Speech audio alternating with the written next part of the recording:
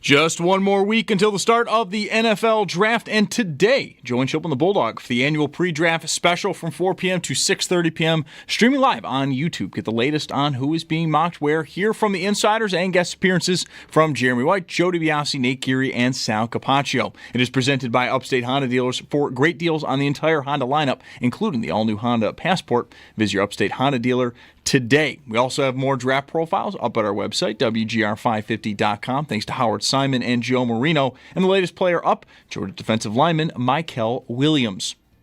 Free agent quarterback Aaron Rodgers appeared on the Pat McAfee Show today. He confirmed that no decision has been made just yet on the 2025 season. He also said that both playing and retirement were still on the table. College football is going to look a little bit different next year. Lee Corso retiring from College Game Day after 38 years. Corso is going to work his final game day show week 1 of this upcoming season. The Stanley Cup playoff bracket is set, though we do still have 7 more games to play tonight to wrap up the regular season. That does include the Sabres hosting Philadelphia. Game time at 7. Pre-game's going to get underway at 6:30. And then tonight we do have just one late game, as the rest of the games will start at 7 as the Kings host Calgary. That game will get going at 9:30, and then the playoffs will begin on Saturday. The Bisons are in action in Syracuse at 6:30. That game can be heard on our sister station, The Bet 1520. Then in the majors, just after 7, the Yankees are down in Florida to take on Tampa. Then the Mets have the Cardinals in town. That's your Paddock Chevrolet Sports Update. Paddock Chevrolet, celebrating 90 years of being your hometown dealership. I'm Zach Jones for WGR Sports Radio 550.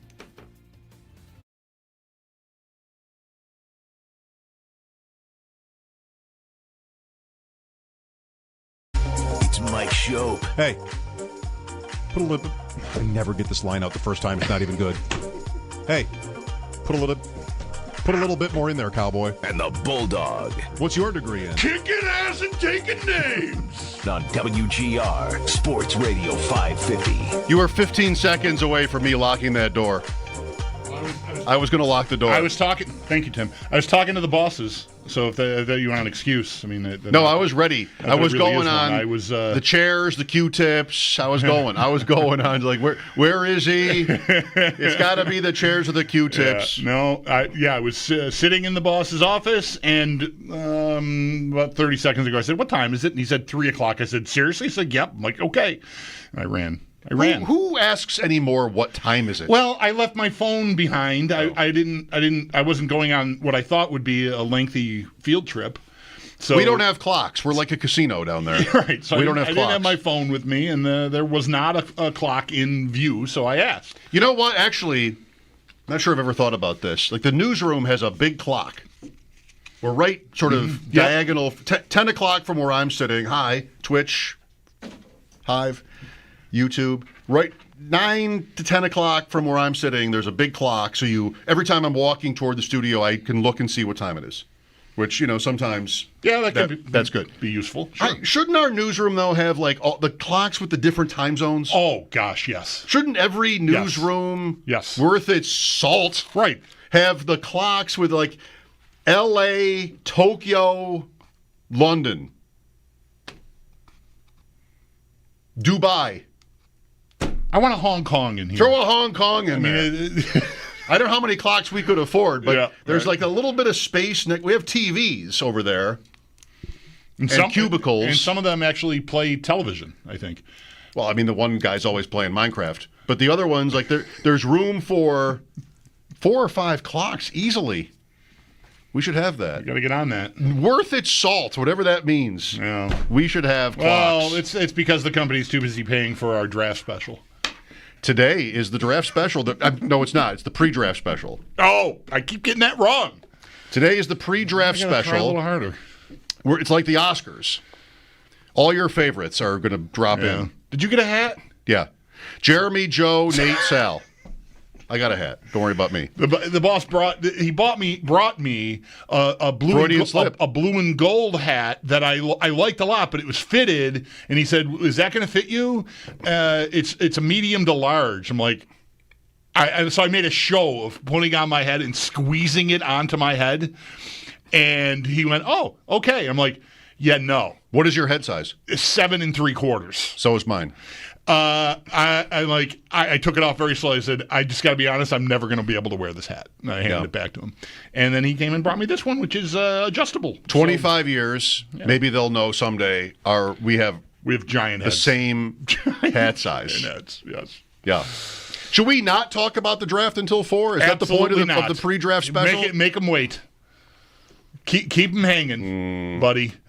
This is where you say, what else do you want to talk about? And I go, I don't know. I have a question, though. It is about the draft. All right. If I'm in trouble, tomorrow's Good Friday. Nobody's going to be here. There's nobody going to be here tomorrow. I'm not worried. I'll take my chances. Nobody's going to be here tomorrow. There will be people in this room doing a show before our show. So note to self. Don't get here too early. That's right. That's right. How that Nobody's goes. going to be at the stadium either. I thought about taking the day off tomorrow, but I couldn't do it. Couldn't do it? I couldn't do it. Why? I just had time off. I just didn't want to. I don't know. Joe Goodberry. Didn't want to. Plus Joe Goodberry, right? Sammy P. But like Good Friday is a good. The times I've had that day off, I really enjoy it. Because I'm a Broadway market guy. Usually I go early Saturday morning for Easter and get a bunch of baked goods and anything else that we may need. When I'm hosting, there's usually more to it. I'm not this year, but I still got to go get some stuff. And the times I've done that on Good Friday in the afternoon when I've been off, because I go at 6 in the morning on a Saturday, I'm one of the first people that walks in the door. And so I get in and out of there fast. Friday at 3 o'clock, say, our showtime, it is belly buttons to you-know-whats. It's just packed. But there's a vibe. Like, that feels good to me, to be in that part of the city and have so many people in one place. It just feels really cool. And there's a couple old gin mills I stop and have a Jenny. And I got to sound like my parents when I'm talking about going to the Broadway Whatever the belly market. button line is, to gin mills, to what?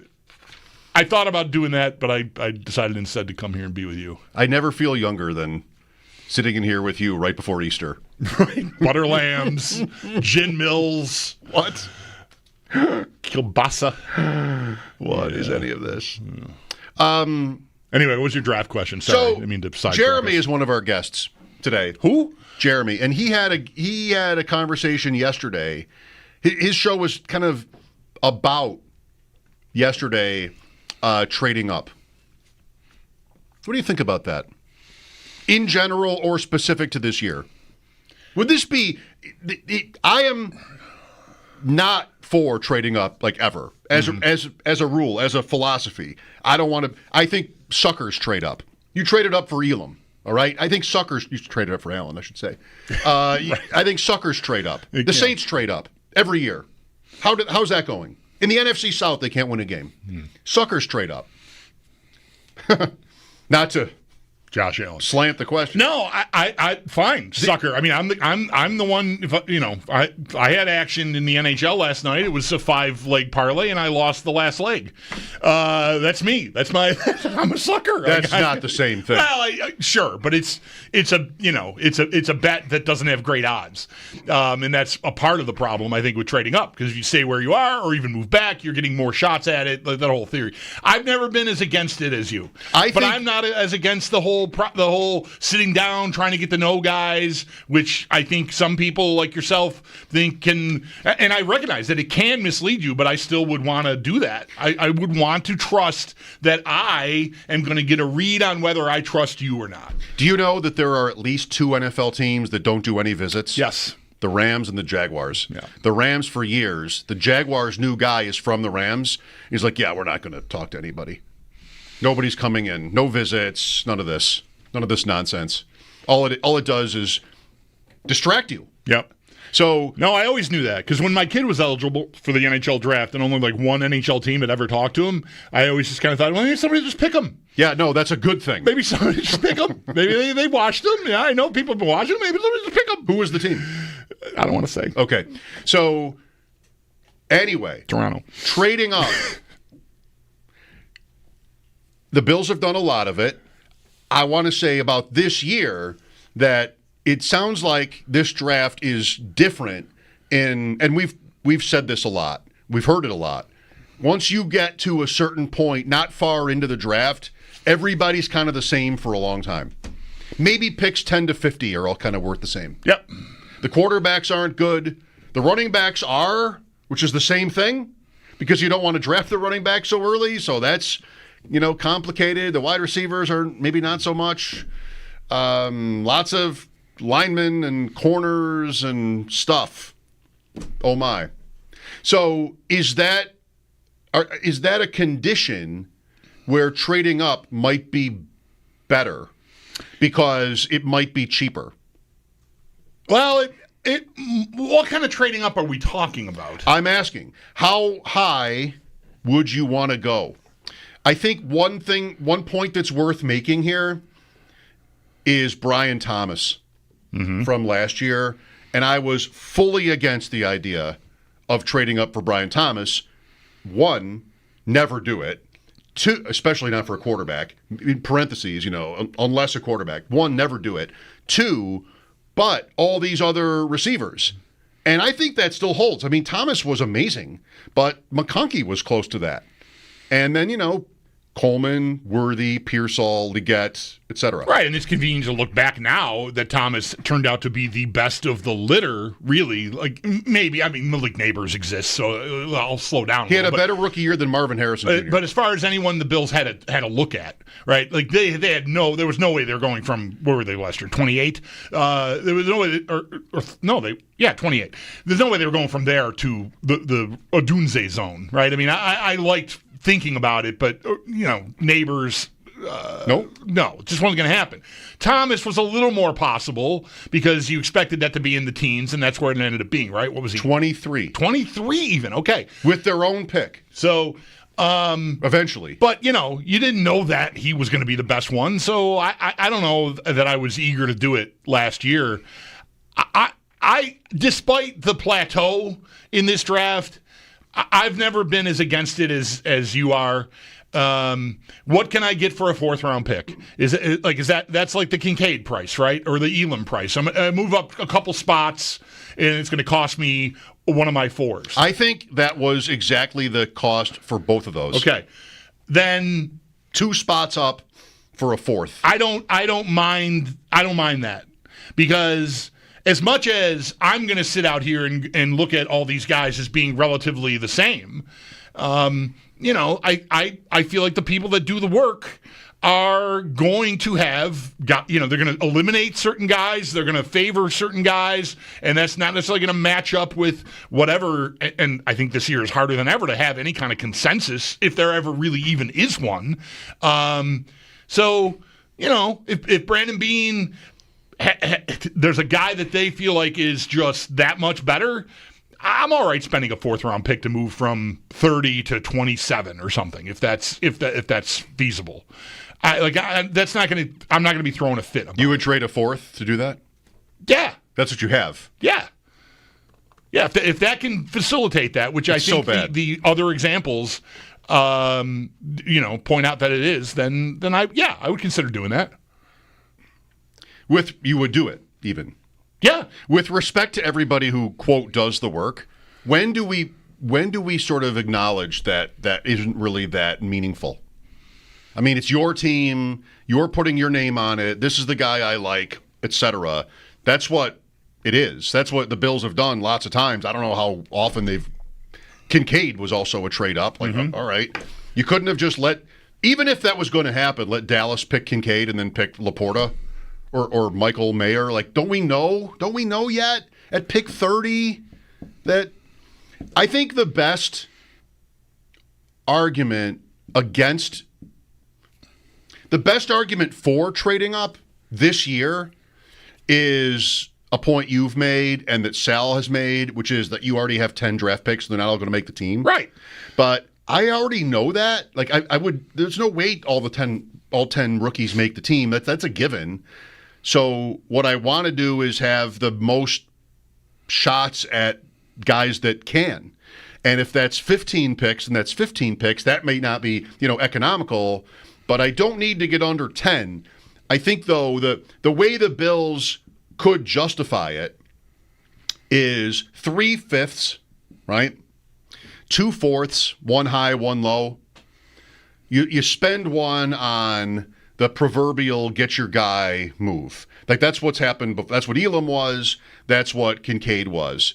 And, if you like how that's gone, then, let's go. Game on. But come on. Defensive line, corner, maybe. Here's another maybe where, again, I would never do this, but you get to a point where you've got a list of corners that are in a tier, not including Travis Hunter. You've got whatever, Amos, Hairston, the Will. I always forget it. 7 Johnson. letters. Will Johnson. I should remember the name Johnson, you'd think. I think he's at the top of that tier. Barron. So Evan Silva put Jade Barron of Texas at the 105 in his mock draft. And there's like huge odds against that. But he's another one that maybe goes before you.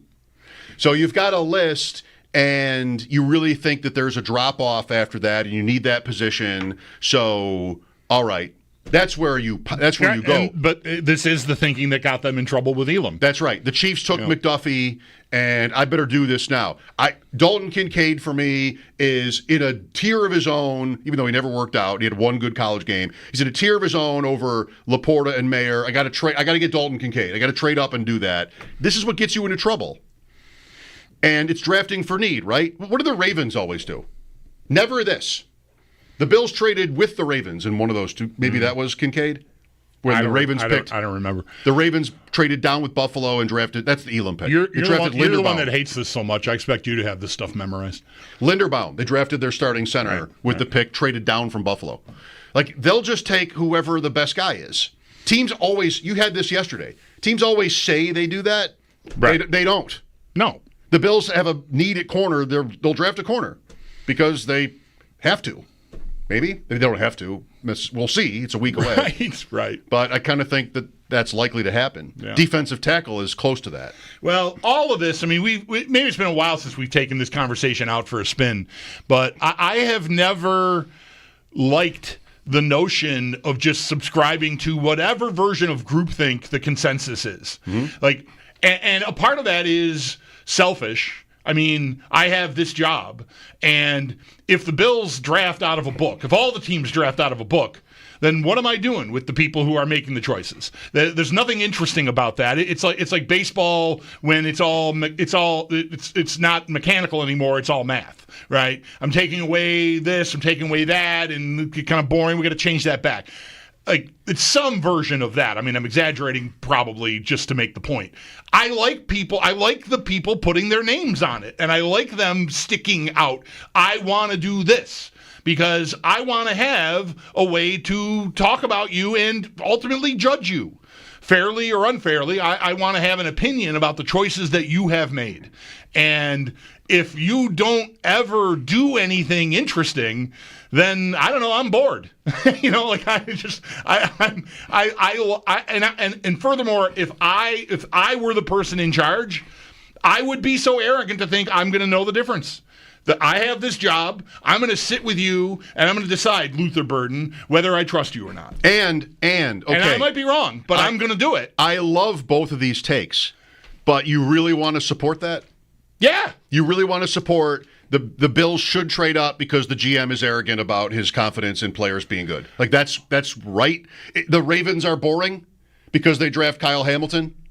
Like, they're not really boring because they draft Kyle Hamilton. They just they're efficient. I love this. I love counter. I love contrarian. You're all gonna have your Bill James handbook out and draft. I don't want to then. Like if you want to pick and choose successful picks from every team that doesn't trade up, I mean, have your fun, straw man. I mean, I just don't care. I'm going to take my chance. I'm going to shoot my shot. Okay. That's how I want to do it. So where does that leave you here then? I'm all right if they move up a couple spots. I don't want to move up. I don't want to spend a day 2 pick to move up because I think that would be nuts. I think I need players that are going to help me right away. 4th round pick, maybe I get Christian Benford. I mean, it's even earlier. Maybe I get someone that can eventually help me, but my expectations are lower, and I've got more than one of those. So I'm all right flipping one of those to move up because I really like this corner or this receiver or this whatever, right? So I've never had a big problem with it. And this goes all the way back to I don't know if this lines up with your recollections, but I feel like maybe Reggie Ragland was one of the first times we really got into arguing about this point. And I was like, fine, whatever. They moved up 3-5. I don't care. I know. Well, you should have. And I know. Well, sure, I know how it turned out, but No, you should have. No. See, there's your straw man right back at you. It's not about how it turned out. It's about what the value of the position was, where you're going in the draft. They traded a fourth or 2 fourths to move up 5 spots in the second round for an inside linebacker. Like that was. You have your you got into Watkins yesterday. Like that's all fair. You were right. Drafting Watkins was madness. Trading up to draft Watkins that high, was madness for sure. Without trading a quarterback, with Ragland is like more drunk. That was even more drunk. See, like I don't even care about it. I really don't. It never bothered me. But it should have. Because it's 4th round. Don't tell me what should have. I don't care. I didn't care then. I don't care now. If they want to trade a 4th round pick to move from 30 to 28, 26, I'm all for it. That's different though. That's sort of by the math. Trading a 4th, what is it? Pick 108, the second 4th. By the draft tech chart, that's 2 spots in the first round. If you want to trade, that's what Elam was. That's what Kincaid was. That's by the math. The Ragland thing was not. And the position. You're not doing this for a linebacker, I think. Probably not. We're talking about hopefully corner or maybe even wide receiver, but I doubt it based on this draft. Maybe not defensive tackle unless it's like Kenneth Grant and you feel like that's the trap. Right. This is the guy I have to have. And Elam was not the guy they had to have. That's not hindsight. It's just like that was right to say then. The Ragland point was right to make then. The Watkins point was right to make then. This is not good. This is not good drafting. And I know Watkins obviously predates Bean and McDermott. Well, fun. We should drive this car more often. Like, moving up can be defended. I mean, yeah. I feel like, you did mention it at the outset of this conversation. They moved up for Josh Allen. And there is an exception there. And I haven't always, like, there have been times where no, you know what? It's mostly been peer pressure. I've never cared about moving up.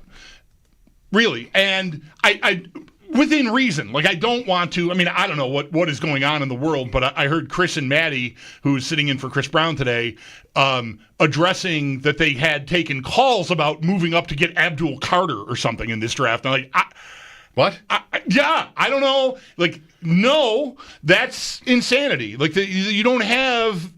No, if someone even wanted what it would cost to do that, I do not want to give that much away, right? But moves that cost me Saturday picks, I never really care about. I kind of treat those like, I don't know, like gambling winnings almost. I know they're not, but I just don't, like, whatever. Coming from you, that's I'm gonna fiddle around with this. Respectable. Yeah. The odds on Hovland are good. I'm fat right now. I'm gonna go ahead and throw some money on Hovland. You know who that's Robin Leonard. Sure. Yeah. The Sabres had all the picks. Oh well. Why do we need all of these picks? Let's just get a goalie. And how do you look at that? Guy won a Vezina trophy after he left. Yeah. Yeah. Like, all that said, like, I sound like I'm being very carefree about it, but it's within reason, right? For a quarterback, you want to move heaven and earth and give up next year's stuff and whatever. Yeah. Okay. That's a shoot your shot territory where basically if you miss, you're getting fired. Bryce Young. So go for it. You want to go for it? Go for it. And the Bills did that with Allen, and they got paid off. And I think we're all pretty fortunate that they were aggressive and didn't sit there and wait for whoever was going to drop to them, although I guess they could have just chosen Lamar Jackson. But I expected there was no chance in hell they were drafting Lamar Jackson after having moved on from Tyrod Taylor. Me too. Right? There's no chance of that happening. We agree. And, for once, they were wrong about that. Do we know if they needed to move up for Allen? I don't think I do. They went from 12 to 7 for Allen. I don't think I do.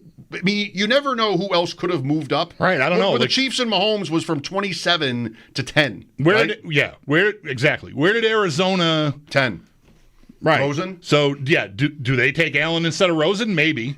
I don't know. Somebody, we should know that. I don't know. Answer by now. Yeah. So whoever did that is in his 5th job since that job. Well, right, because they obviously missed on that, and it lasted a year, and then they drafted the the other guy 1 overall. They drafted Murray the next year. Yes, that's how badly that went. So coach got fired 1 year. Never really heard the stories about where they stood on.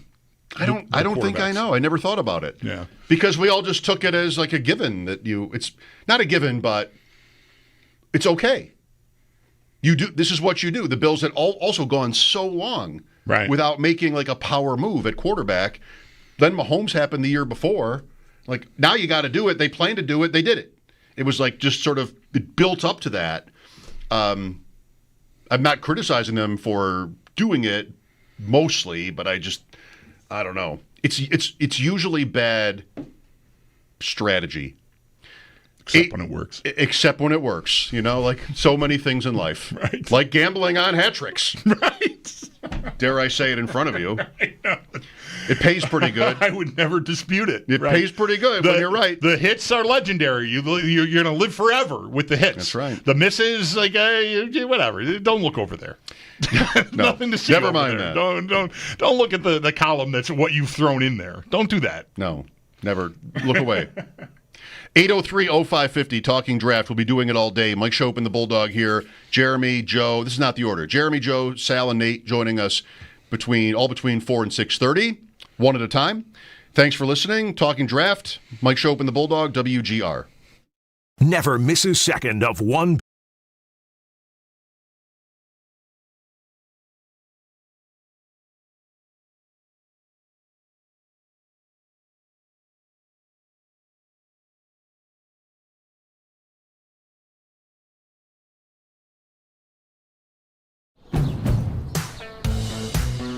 Now's the time for a great deal on a new Honda. It's time to drive smarter with high-tech features and excellent reliability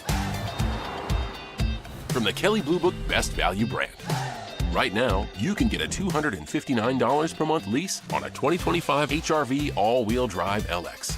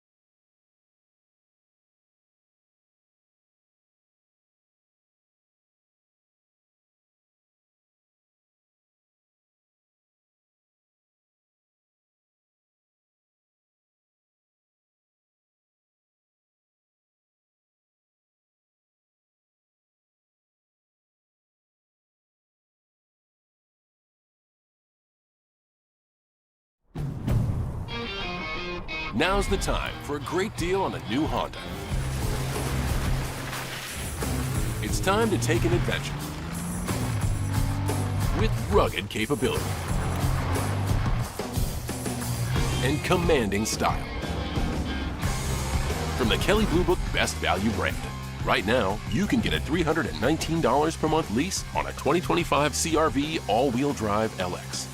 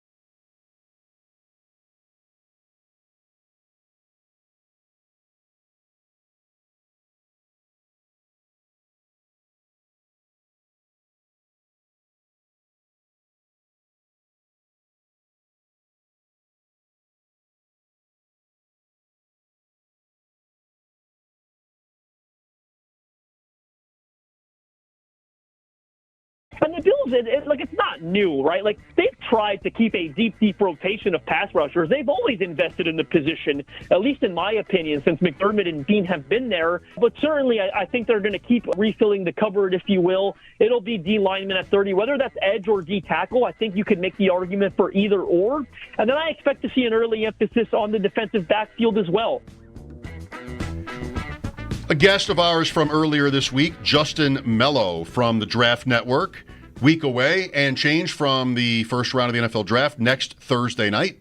Today, our annual WGR pre-draft special. We've got Sal Capaccio at 4, Jeremy White at 4:30. You can see them both on our YouTube and Twitch stream. Then Nate Geary at 5 and Sneaky Joe at 6. Both will be in studio with us today. This is also the last night of the NHL regular season. The Sabres host Philadelphia.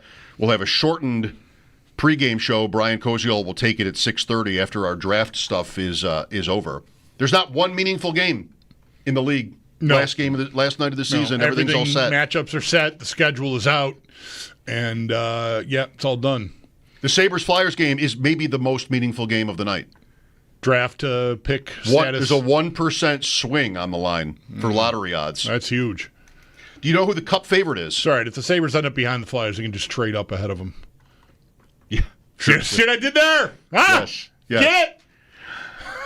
Dallas, last time I asked you, it was Dallas. Dallas is no longer the Cup favorite because they've lost their last 7. You know who is? I honestly don't. I haven't looked. Carolina. What? Good luck with that. Carolina's not winning the Cup. Neither Washington nor Winnipeg, the two number ones, are in the top 5 of the favorites. That doesn't exactly surprise me. I guess in either case, more Washington than Winnipeg. Because Washington, I think there's reasons to wonder whether you should really trust it. They had a lot of emotion with the Ovechkin chase and all that, and I just don't know. I'm not sure how much I want to trust them, but I do. I mean, I'd be pretty surprised if Montreal upset them, with all that said. So their matchup certainly is pretty favorable. Winnipeg is all about whether Hellebuck can do it in the playoffs. That's almost entirely what that's about. And a very stacked Western Conference, too, I think, probably plays into that. It's interesting to me that both Washington and Winnipeg are outside of the top 5 favorites, even though they're both pretty good round 1 favorites. It's not Colorado-Dallas. It's not Florida-Tampa. It's not even Toronto-Ottawa. Like, they both have pretty good odds to win in the first round. Carolina is the Cup favorite because of this. New Jersey in the first round, like, they have a good start in terms of their odds. So they and Colorado. Colorado's right there with Carolina, despite playing Dallas in the first round, which looks good on the Avs. Well, Carolina could benefit, I mean, just from the East eating itself, right? I mean, a couple of good teams are, well, at least one good team between Tampa and Florida is going to get eliminated. So that thins the herd there. And, you know, Toronto-Ottawa to me is not like an easy series for Toronto. So I think that the path in the East, and Washington, I think, not being a real force, even though they had, 110 points or whatever they ended up with, that, like, the pathway for Carolina, and even their first-round matchup, I mean, New Jersey's down their best player, and they have been for months already, but, like, that's not changing. And I think, I just wonder if all things were equal and the Devils had Jack Hughes and that series was maybe a tighter one, maybe Carolina isn't the favorite. But I think it lines up that, like, they've got, to me, I don't like them, but I'd be surprised if they can't handle New Jersey in the first round. Okay. Next Thursday, round 1 of the NFL draft. Jeremy and Joe will be out for the draft party. Resurgence? They've got 2 different things. Jared's doing a thing on Friday at Wayland. I'm not sure where the thing Thursday is. Last year was Resurgence. Yeah, I'm not positive. I think they're back there. Yes. So the Bills don't have their own draft party, right? This time? They may have in the past, but I haven't seen anything about, like, an official. Me either, but that might be like a season ticket holder email type thing. I haven't seen a word. Yeah. If there is, please let me know, because I'm working off the assumption that they're not having their own official. I know they had one when they picked Josh Allen because people booed. I was in the field house once or twice for those. The EJ pick. Yeah, when they picked Allen, maybe it was in there. And remember the next day, holy cow, fans did not know what to do. The Browns are having a draft party this year. Did you know about this? I did not know. Oh, no, I did not know anything specific. I'm not surprised to hear a team is having a draft party, but I don't know anything about what they're doing. They're having it at the Guardians Stadium. Okay. And there's a concert before the draft. Okay. If you get there at 6, every season ticket holder of the Browns gets one ticket to the draft party for as many tickets as they own. Okay, so if you have 6 season tickets, you get 6 tickets to the draft party. Yes. And that includes the concert? It's all free. The concert's at 6, and the draft is at 8. And it's a full concert. Okay. Journey. Really? See, I was going to guess Drake. Drake? I don't know.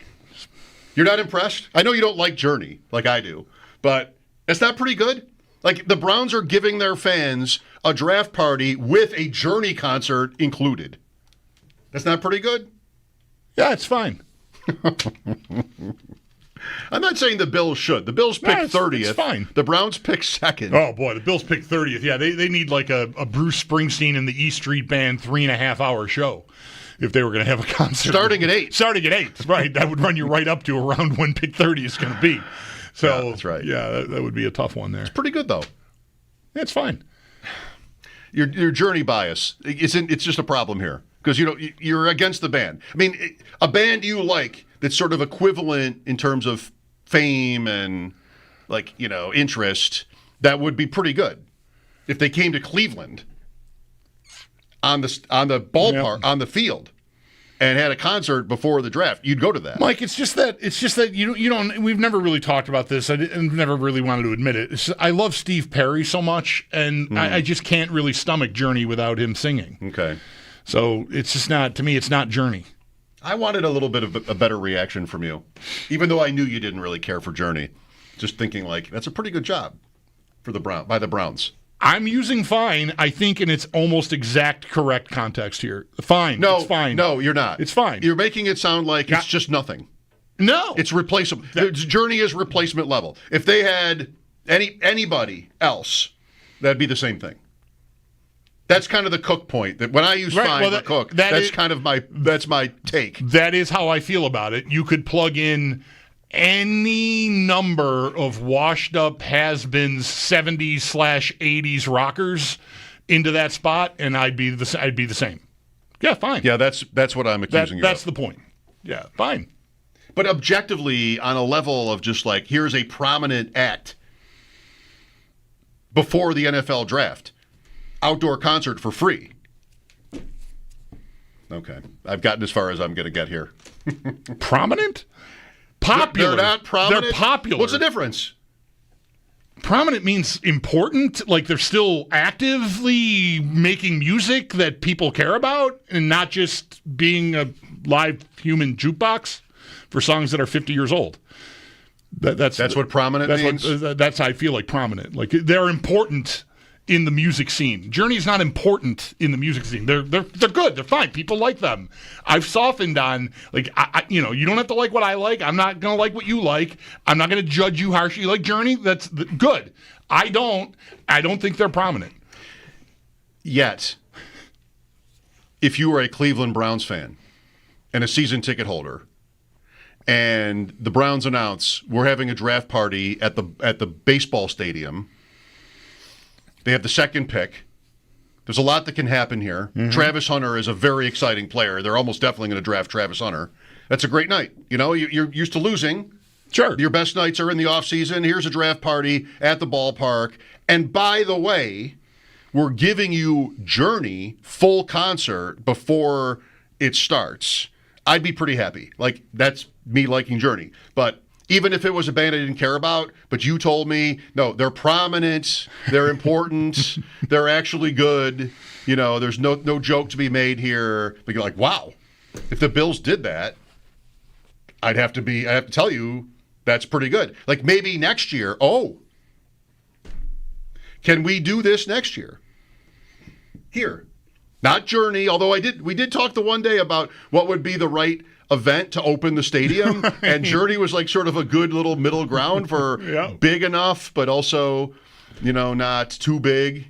And not like divisive in any way. Like that's why that's maybe the best thing about it is that it's sort of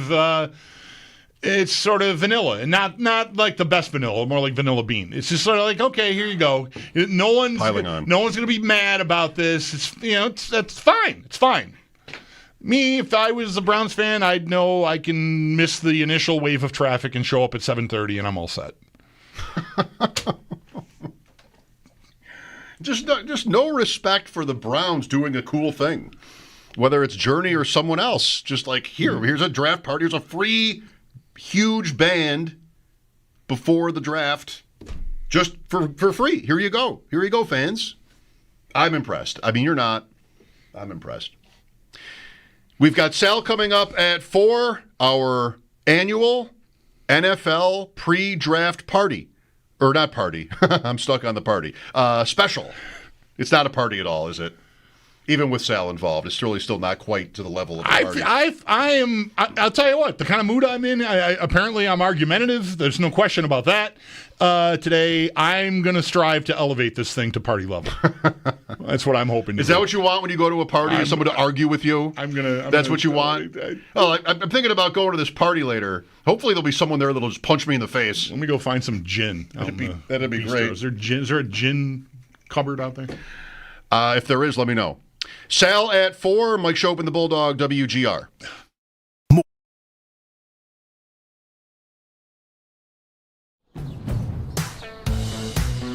Now's the time for a great deal on a new Honda. It's time to drive smarter with high-tech features and excellent reliability from the Kelley Blue Book Best Value brand. Right now, you can get a $259 per month lease on a 2025 HR-V all-wheel drive LX. Now's the time for a great deal on a new Honda. It's time to take an adventure with rugged capability and commanding style. From the Kelley Blue Book Best Value brand. Right now, you can get a $319 per month lease on a 2025 CR-V all-wheel drive LX.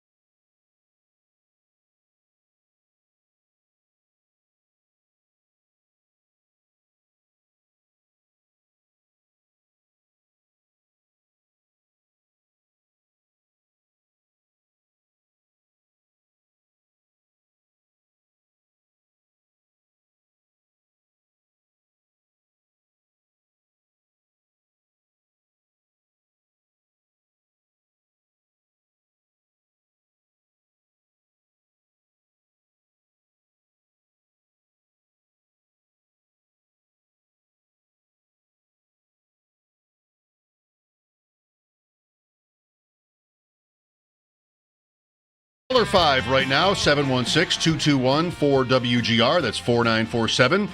Wins a pair of lawn tickets to see Breaking Benjamin and 3 Days Grace at Darien Lake Amphitheater, September 17th, courtesy of Live Nation.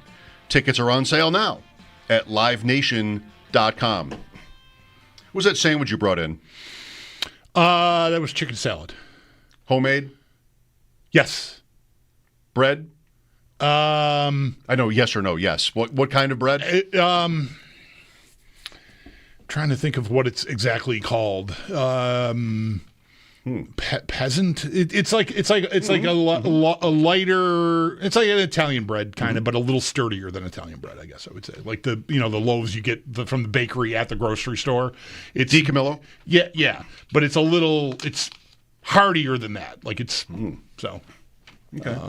Yeah, we're big fans. We buy it. We get it all the time at Dash's. The bread. That bread, yeah. And you make the chicken salad. Heidelberg. My wife made the chicken salad. We had, whatever. You don't need to do all the mayonnaise? Yeah, there's definitely mayonnaise there. Hellman's? No, we're at Duke's house. Duke's. Black pepper? Celery? I don't think there was celery in there because I don't think we had any celery in the house when she whooped this up. Mustard powder? I can't tell you. I don't know. It was definitely better than if I had made chicken salad. Okay. She's going to put stuff in there that rotisserie chicken is more than. No, these were just chicken breasts, boneless breasts that we had. We were going to have a dinner. We ended up not having a dinner. The chicken needed to be cooked. She cooked it. We had some of it with salads, green salads, and then there was still enough left over that she made chicken salad. That's the way to do it. So I've been cleaning it Very up. smart. So there's enough probably. We'll see how tomorrow goes. I mean, I don't want to plan lunch already, but there's a chance that I'll have a chicken salad sandwich tomorrow. Unless somebody else beats me to it. There's enough left for one more sandwich. Maybe you make me one, and I'll make you what I had today and bring that in, and you can have it. What did you have today? Olive loaf. Yeah, you can. Olive loaf. Here we go. I'm going to swear. Here we go. Olive loaf, fresh provolone, Hellman's, of course, the Weber's horseradish mustard, and the DiCamillo. Very similar to yours, only olive loaf instead of chicken salad. And the second best mayonnaise. Okay. Not the one that everybody knows. Listen, again, Journey's not cool. Don't Vanilla bean ice cream is bad. Don't sleep on and Dukes. Now Dukes apparently is like, where's Ross when you need him? Dukes. Dukes. Apparently. Dukes. What? Not everything can be just like better, niche wise. Yeah. Is that the general rule though? Like if it's the most popular, it's bad. Is that what we're doing? No, here? Hellman's. I honestly don't really have a mayonnaise preference, but Dukes is available where we shop, and we've pivoted to Dukes. But I have honestly, you made this with Hellman's? Like I would never. I don't care that much at all. Okay, it's not that important. Text just in. These are the worst two sandwiches I've ever heard of. Dan Sante. Olive loaf definitely. There's not even mustard on yours. Olive loaf. There's the plastic fruit that is in fruitcake in olive loaf. I think it's just the most disgusting thing you could ever eat. How would you even know? Because I've seen it from like a distance. I've seen it in the deli. I'm bringing it in tomorrow. I'll make it.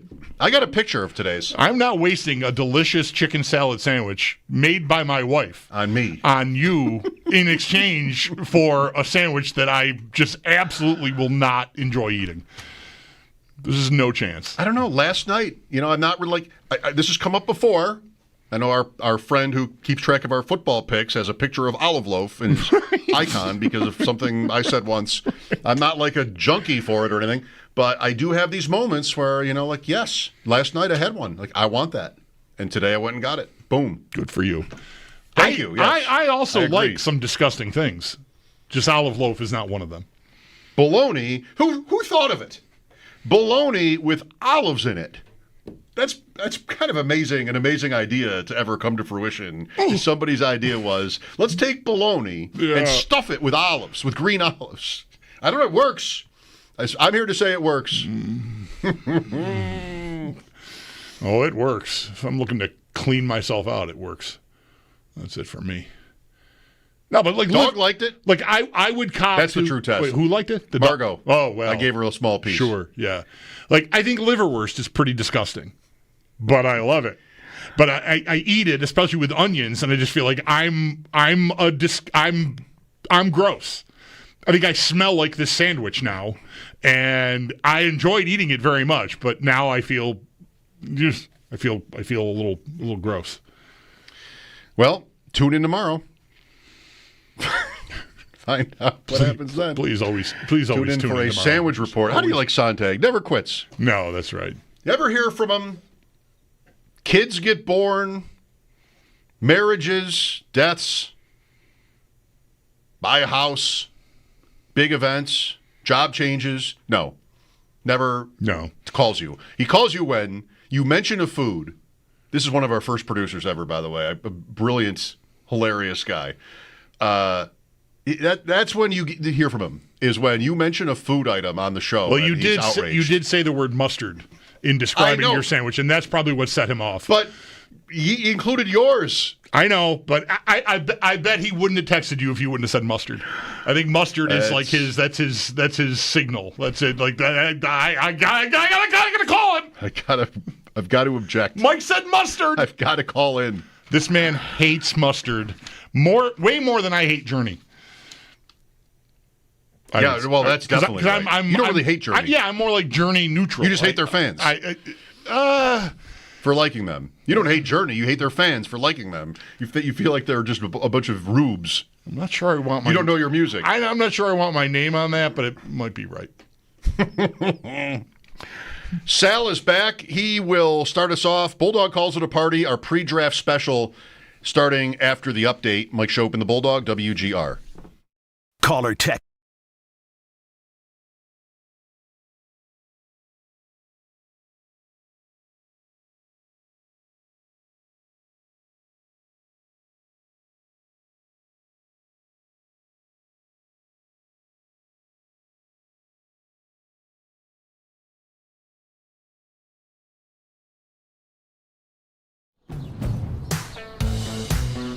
Now's the time for a great deal on a new Honda.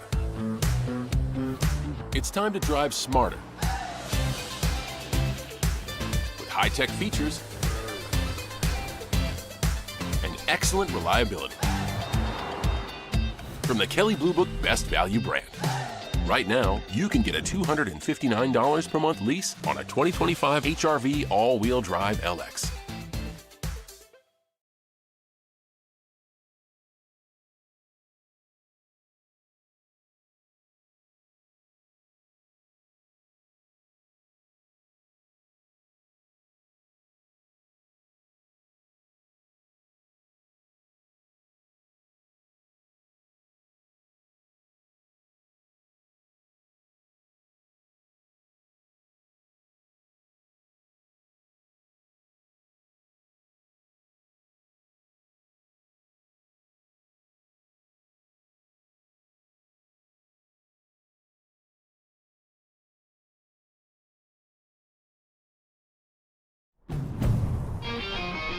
Now's the time for a great deal on a new Honda.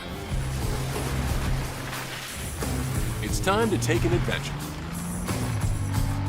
with rugged capability and commanding style. From the Kelley Blue Book Best Value brand. Right now, you can get a $319 per month lease on a 2025 CR-V all-wheel drive LX.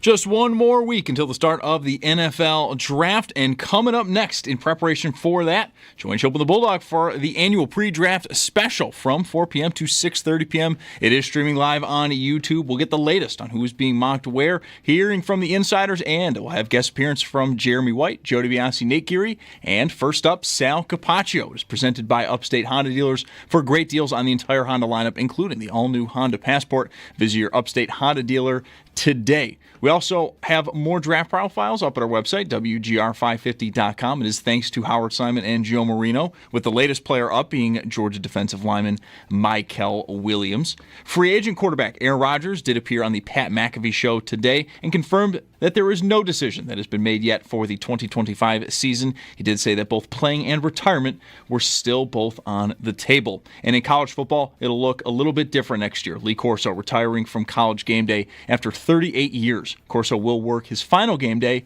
week 1 of this upcoming season. The Stanley Cup playoff bracket is set, but we do still have 7 more games to wrap up the regular season, all 7 happening tonight, and that includes the Sabres, who host Philadelphia. Game time at 7. Pregame will get underway at 6:30, and then the playoffs, they'll begin on Saturday. The Bisons are in action in Syracuse at 6:30. That game can be heard over on our sister station, the Bet 1520. Then in the majors, just after 7 o'clock, the Yankees are down in Florida to take on Tampa, and the Mets, they have the Cardinals in town. That's your Paddock Chevrolet Sports Update. Paddock Chevrolet, celebrating 90 years of being your hometown dealership. I'm Zach Jones for WGR Sports Radio 550.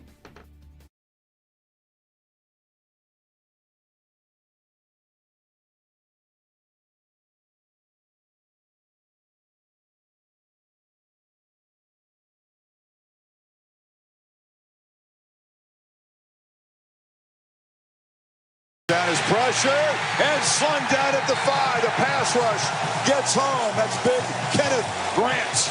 It's Mike Schopp. I think the Bills can beef up this defense literally up front with a defensive lineman in Kenneth Grant or Tyreek Williams. Get somebody that can help get you off the field as a pass rusher, and then get a coverage safety that can take away the football on the back end. And this defense would be ready to go to war with those 3 guys. Klubnik lets it go deep, and it is intercepted by the All-American Malachi Starks. And the Bulldog. They don't have a number 1 wide receiver. I wonder if they'll be aggressive in the draft. Cook pumps, throws, Burton in space. That's where you want him to get the football, and he takes it to the house. It's Mike Schopp and the Bulldog on WGR Sports Radio 550. Oh, we buried the lead. We buried Burden. Kenneth Grant, Malachi Starks, Luther Burden, 3 of, many ideas for the Bills in the draft next Thursday night, round 1, pick 30. Bulldog insisted that this be on the party level. Right, so we got these maracas, castanets. I don't know the difference. Are they maracas or castanets? If one of them is infant-sized, normally, then that's what I have. Because these are like toddler-sized maracas, if they're maracas. I think they're maracas. I think castanets. I think you do this. Yeah. I think I think that's right. Yeah, I think I had some maracas, human-sized, adult-sized ones. Did you? For the big finale of the Petty show the second time around, I don't know. I'm never going to do that again. Petty show. I needed. So I was. We Where you get your nails. You get your toenails painted. Yeah. Big finale. Everybody's on the stage. I'm not singing. I don't have a guitar. I'm just there to sort of be, because I was a part of the show. And I saw maracas lying on the drum riser, so I grabbed them, and I realized it's not good for someone who's perilously close to having, well, at least very questionable rhythm. Because I felt myself going like, I'm not in the beat of the song. I wish I hadn't picked these up, and now if I put them down, it's going to look conspicuous. You were like Bill Gates and Steve Ballmer in that one clip. A little bit, like Christopher Russo on stage singing a Springsteen song. That's maybe a little bit of that. That bad? I'm very comfortable on stage with a guitar strapped on me. Up there without the guitar, I don't know what to do with my hands. Joining us now, also someone very comfortable on a stage. Sal Capaccio joins us as we kick off today's pre-draft special live on YouTube, presented by your Upstate Honda Dealers. For great deals, visit your local Upstate Honda Dealer Today, Sal's had some time off. You're back here. You had extra point this morning. You feel like with a week to go, you got a handle on what we're, what we should be expecting next Thursday night. Yeah, I do. I think from your perspective, and I think, where I've kind of landed as well. And I also want to say, obviously, Bulldog, we know that Mike really wasn't in band class much in school because he didn't know that those are maracas. Castanets are more have a spoon shape, you know what I mean? And, right. Put them together there. So, right. I was pretty sure. Yeah, they're like little cymbals, right? Yeah. Yes. Exactly. I spent 8 years in that band, Sal, before you just get carried away with. I was hesitant to call these maracas because I didn't know if the miniature version of maracas had a different name. Because these are tiny. What'd you play, Mike? Tuba. What'd you play? All right. I love it. Respect it. All the cool kids play the tuba. No. Yeah. No. Oh, sorry. Not even one.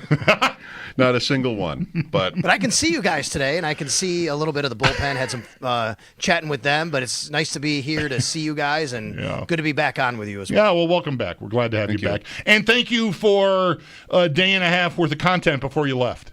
Because last week, the last thing you said to me, I was already saying goodbye to you. I was about to, read the outlet liquor sponsor, and you said, "Hang on, before I go, I just want to say this." And it was, I don't remember if it was stunned or very surprised or just surprised, but pertaining to the Bills' first 3 picks, the 1 and then the 2 twos, you felt pretty strongly that they would use them all on defense. And I talked about that for almost 2 days. I still do, by the way. I'm pretty confident in that. Now, obviously there are little I guess some ways that you can go a little different way. Little butts along the way, right, if you will. So the way I look at it is if they stay where they are for the 3 picks or generally close to those spots, I think it's all defense. I would be surprised at this point if it's any offense at all. Sorry, Mike. I just don't think that Luther Burden is in the cards for the Buffalo Bills. I don't think they're drafting a wide receiver. To me, that's the way they look at it. And again, everything I present to you is kind of how I think the Bills view everything, not necessarily what I would do if I was Brandon Beane. But I think the Bills, they just had a quarterback win NFL MVP, given the receivers and the pass catchers they have. They scored 30 points a game. They have far bigger issues to address, and I don't think they would view that as smart asset management. So that's why I don't see anything on the offensive side, on top of the fact that they have everybody returning on offense, and the only one person they don't, or spot they don't, they already signed a guy, and that's at that position, Joshua Palmer. So defensively is a little bit different. I think it's 2 defensive linemen and a corner by the time they get out of the first 2 days. One quick thing, I've been pointing this out for weeks now. They lost 2 guys at receiver, and one of them was on the field all the time in Matt Collins and Cooper. And I think Palmer, to me, sort of, I don't know how the Bills view him, but I feel like he's sort of in between those 2. I think he's certainly never been, and I'd be very surprised if he ascended to the level we expected Cooper to be at when he got here. It never really came through, but his resume was, I'm a number 1 receiver, right? Palmer is not that.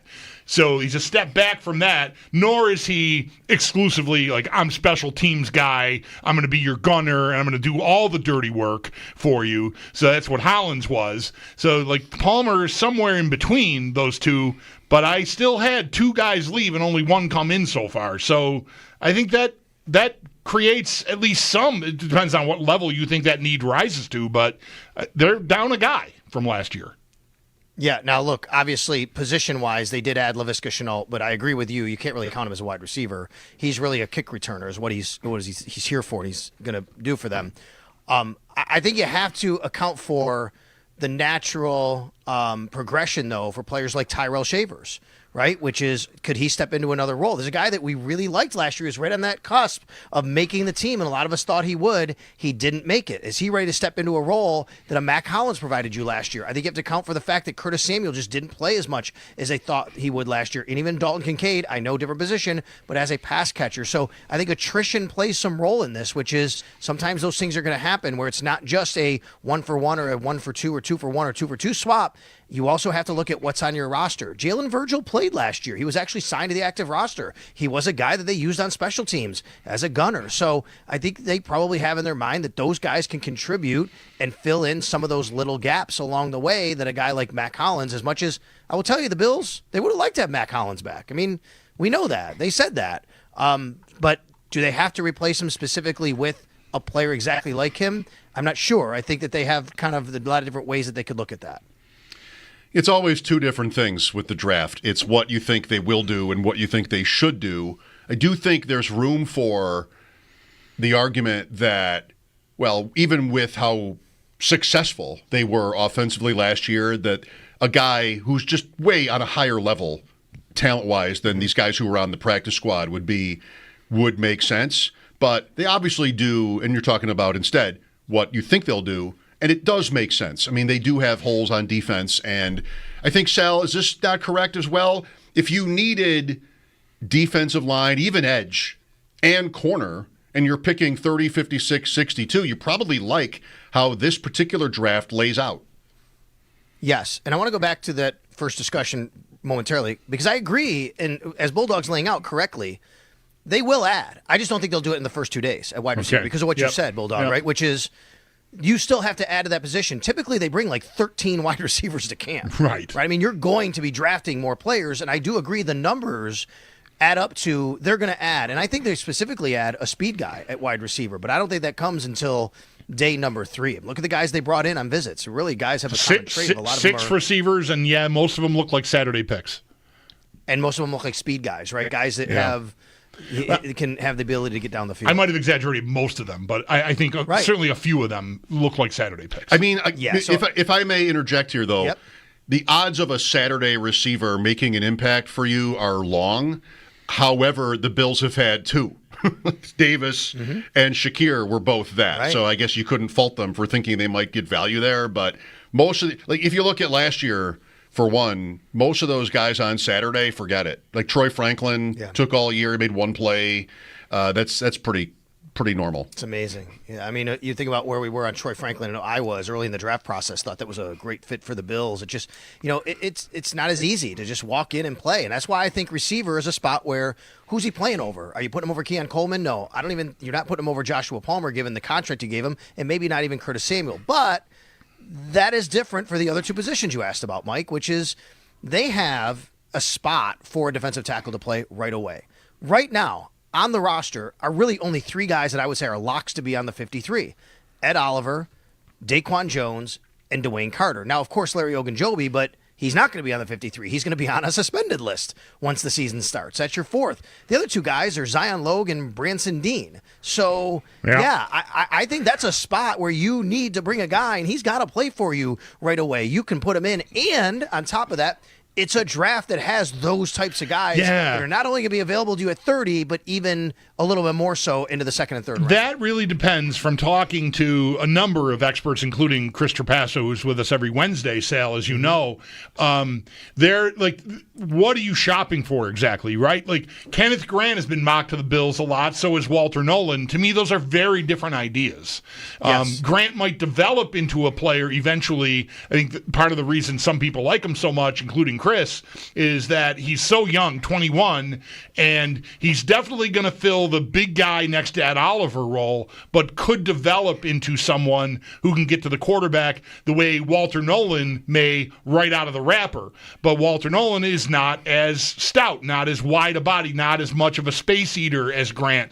So what are you looking for? Right? What do the Bills want to do? Do they want, because Philadelphia, if you're looking at the model from the Super Bowl, like that was all about pass pressure. They didn't give a crap about run defense. It was just getting to Mahomes and disrupting Mahomes.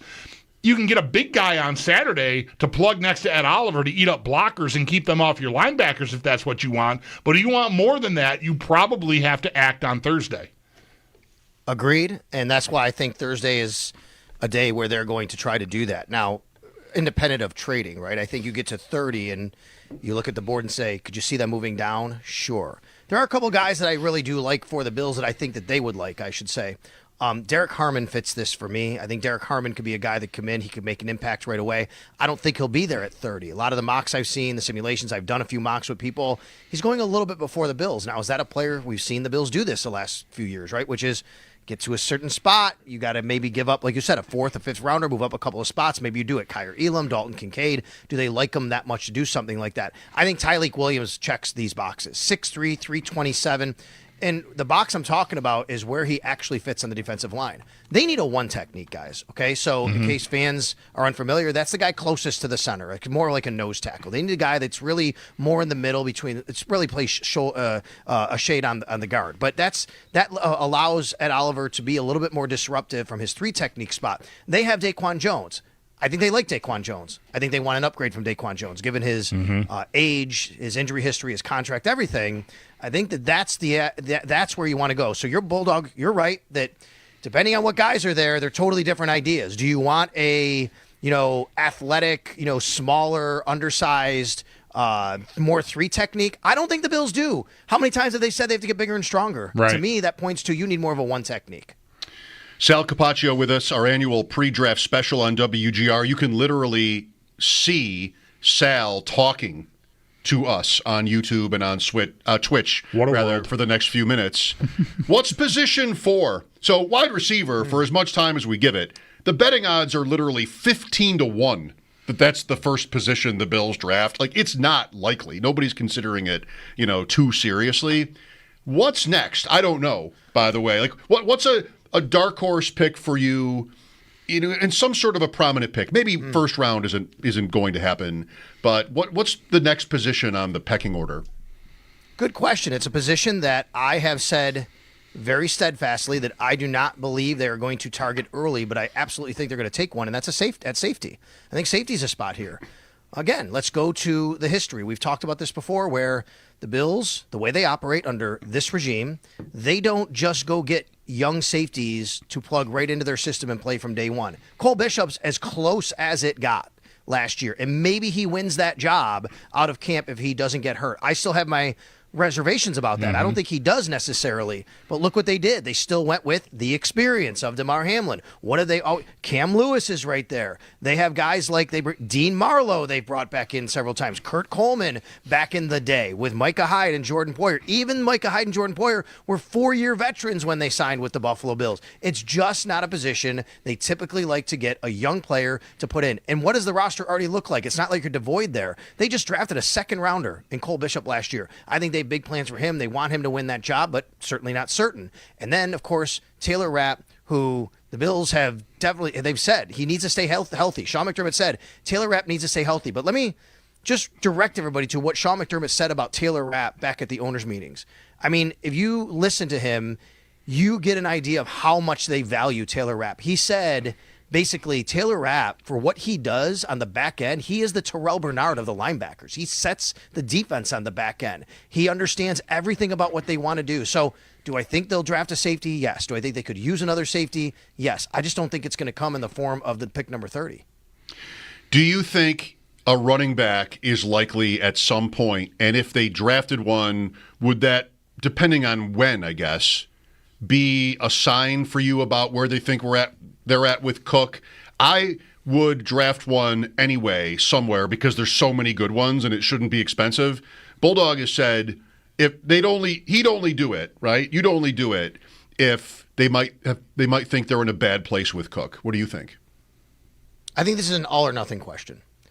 I think they either take one and okay, there's something going on here. That's got to be within the first 4 rounds most likely, right? Where you're like, okay, if they do that, guys, I think we have a lot of questions on Friday morning about where things are going with James Cook. Even 4th round. Yeah, okay. For sure. I mean, Ray Davis was a 4th-round pick, and he played. I mean, that's a guy that's playing for you. Yeah. You take a 4th-round pick, you look at what Ty Johnson did.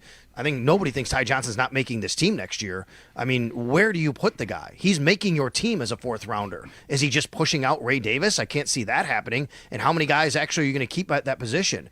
You get to 5th, 6th round, I think that's when you go to, hey, let's just at least make sure we have a little bit of the cupboard stocked here because there are some good players, and maybe he beats out Darrington Evans. We can put him on the practice squad. You can get a 5th or 6th round. We get a camp injury, squad. Whatever, sure. Yeah, right? Yeah. I mean, right now, I take a look at it. They brought 5 running backs to camp last year. 5. They are the exact 5 running backs they currently have on the roster. James Cook, Ty Johnson, Ray Davis, Frank Gore Jr., and Darrington Evans. So we know this.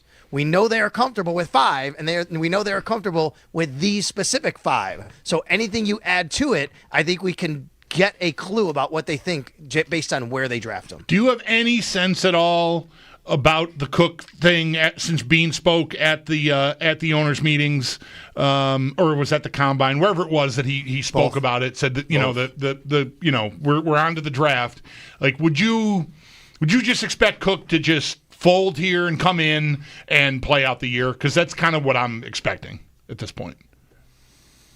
I think eventually, yes, Bulldog. I think before that happens, we probably don't see him. Like, I'd be surprised if he's there next Monday. Maybe. Next Monday, they bring in off-season workouts. They're voluntary, but that's when they do all their conditioning. Mm-hmm. Josh Allen's going to be there. I know that because we're scheduled to talk to Josh Allen on Tuesday at media. There's going to be some media available to us. We're not going to be able to watch the workouts, but they'll be showing some B-roll and, giving us some videos, and we're going to look, and I'm going to go, where's James Cook? Where's James Cook? I'd be surprised if I saw James Cook. If I did, that's a great sign and a sign of faith that maybe something's getting done, or he's just going to do what you just said and just say fold, or however you want to put it. I think that there are going to be some questions along the way here, but at the end of the day, when it gets to time to play football in September, I think James Cook has really got no other choice. He's under contract for another year, and unless he really wants to, drag this out and take the financial penalties, I just don't think the Bills are moving much off of what they believe their value is for James Cook. I also think it comes down to the agent and what he, the advice he gives him, right? I think a lot is made about Cook, but he's got representatives who have a say in this. Sal, welcome back, and thank you for being a part of our pre-draft special. You're welcome, guys. It's good to be back. All right, there's Sal, brought to you by New York's only outlet liquor. When you need to stock up, it's the place to buy a case. What's your outlet?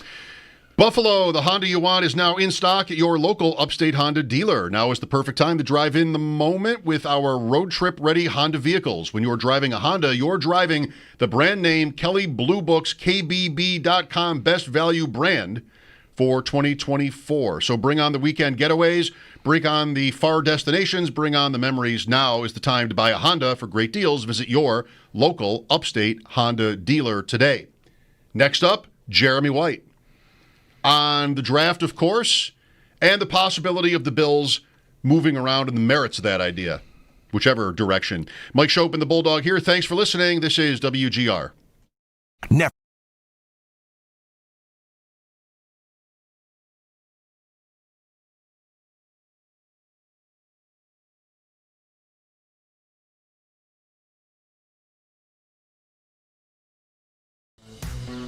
Now's the time for a great deal on a new Honda.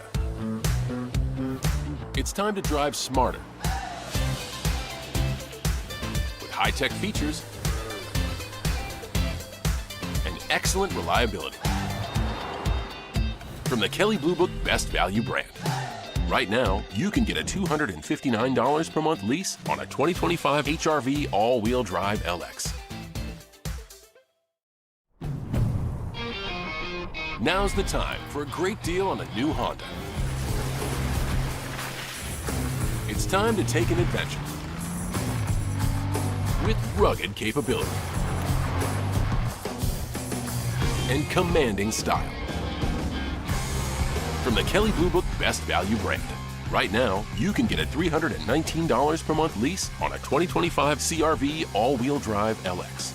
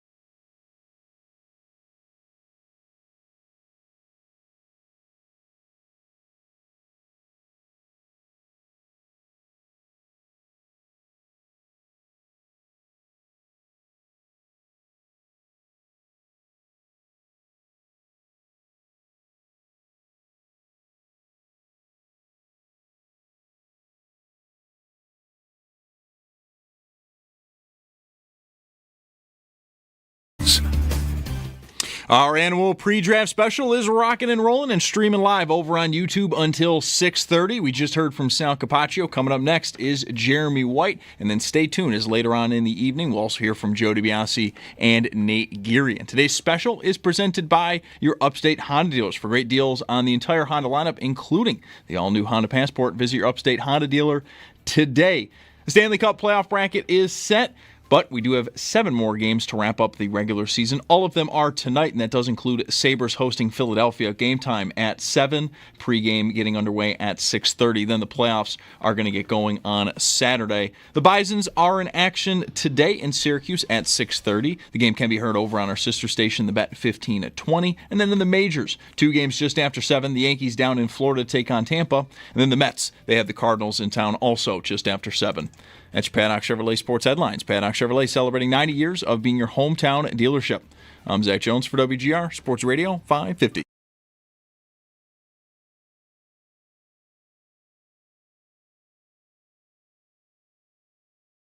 A class for, like you say, blue chip talent, peak talent. Like I talked about the edge rushers. It's not a class for 10 plus, 12 plus sack guys. Wide receiver class. This is not a class for like 100 catches, over 1,000 yards every season, like 5 guys go in the first round. But you start looking at some of these names, some of these big guys who can play in the slot, and some of these small guys who can stretch the field. And you're like, man, if you can't find useful players out of this, you ain't looking. Sounds like Ben Solak, right? Yes. Bam. Good call. You know, we should have a game next week where we just play random draft person clips and guess who they are. I think I do pretty well. I'm up for that. You're going to do better. I feel like you're taking in more of that outside of the show than I am, so I might have trouble keeping up. But I like. We used to do that with Sabres. Like we knew who everybody was, and then afterward, like a few years went by, and we didn't know who anyone was anymore. We used to try to guess. You mean the players on the team? The players on the team. Oh my gosh! Right. We play the same open every night for years. I don't know who anybody is. I think one of them's Lukanen, but nobody's ever said. Lukanen's the one who has been saying. I noticed it when he started not playing. So when he stopped playing regularly, and Reimer took over. Yeah, Lukanen says, "I just want to play as much as I can." Yeah, that's him. I just have never known anything about it. Joining us now on the Wester Hotline and on our live stream, YouTube and Twitch, is our morning man, Jeremy White, the engineer. Founder, if you will, of the wide receiver train Hive. And Jeremy, Hive. How is that going? Like, there's still a little bit of, there's a pulse wide receiver in this draft. But again, I just mentioned to Sal, and Sal just dismissed the idea of the Bills doing it in the first 2 days. 15-1 odds for the first position the Bills take here. How live for you is wide receiver in this draft? Definitely somewhere. Early, probably not. That might be because I guess I should not convince myself the Bills are going to do it early ever again.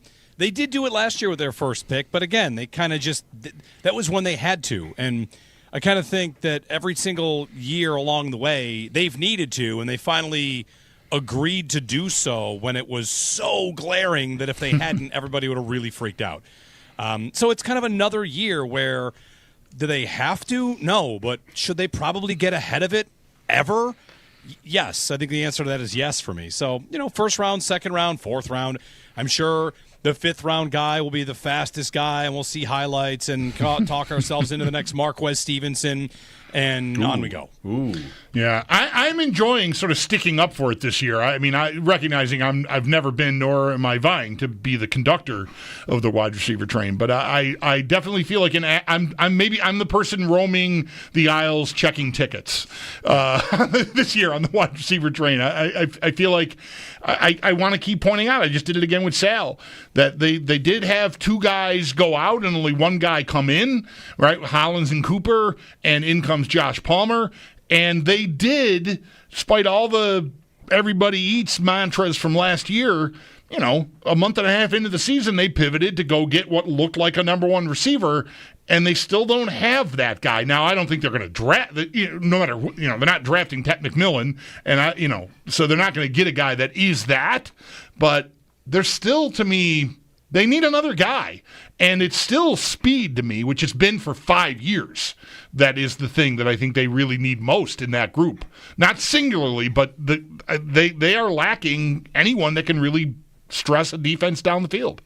Yeah, and maybe they want speed because that's easier to find than a guy that just separates all the time, because a separator would be great too. And I don't know if Josh Palmer's going to be that. Shakir is not really tasked with that job, to separate on the outside. That's what Diggs did for 4 years, and that's what Coleman will probably not ever do. Someone that can just beat coverage when pressed with man coverage. And I guess the most compelling case I could make for getting ahead of it again, or swinging for somebody that might grow into something better than you think. That's what we're doing with every single position: defensive tackle, defensive end. Is that when you look at the last drive of the season, you want to tell me the offense was great and chart up all these numbers? That's great. I don't dispute that. What happened on the last drive of the season where they say, I would take Josh Allen down 3 points every time? Right. They threw a bunch of screen passes. Right. Never past the line of scrimmage. No, they couldn't get anything past the line of scrimmage. Until the desperation play at the end. Right? Desperation to the tight end. Maybe guys, something other than screen passes to Shakir and Kincaid and Cooper. Were there 3 screens on the final drive? I mean, those might as well be run plays. And if you have the ball with a chance to win down 3, I'm guessing the opposing defense is really happy if you're throwing it 0 yards. So I think they do that as a function of their limitations. I think their offense is great. Josh Allen lifts them so high because he is so good. So, I'm not going to freak out if it's not in the first round, but I would certainly defend it. And there are definitely ideas that are worthy of it. You have a favorite guy? I like Burden. I like Burden. There are a couple guys later on that I like. Elijah Badger is one that Chris Trapasso has been on a bit. Kyle Williams is another that I like a bit from Washington State. The problem that we run into with the Bills here is it's almost like they're so defined in their roles and their positions now. Coleman's supposed to maybe be a power slot, but he's going to play on the outside. Okay. So Josh Palmer's going to play on the outside. Okay. Shakir's in the slot. Okay. Kincaid's in the slot. There's no room in the middle of the field. So a slot-heavy guy that could project elsewhere, all of a sudden that's red flags. I was reading about Luther Burden, and Matt Harmon made a connection like Malik Neighbors. Neighbors was slot-heavy in college, and that's what Burden is as well. Can he move to the outside? I don't know. I think there's a lot of wishful thinking there. When the Bills drafted Shakir, they said he could play on the outside, which, of course, and that's not really going to happen. He's never going to do that. That's how long they've needed help on the outside, is they claimed Shakir could do it when he got drafted. Right. So, somebody on the outside, some speed. I don't know what that answer is. There were ideas to trade, and we'll see. I like some of the defensive ideas quite a bit as well.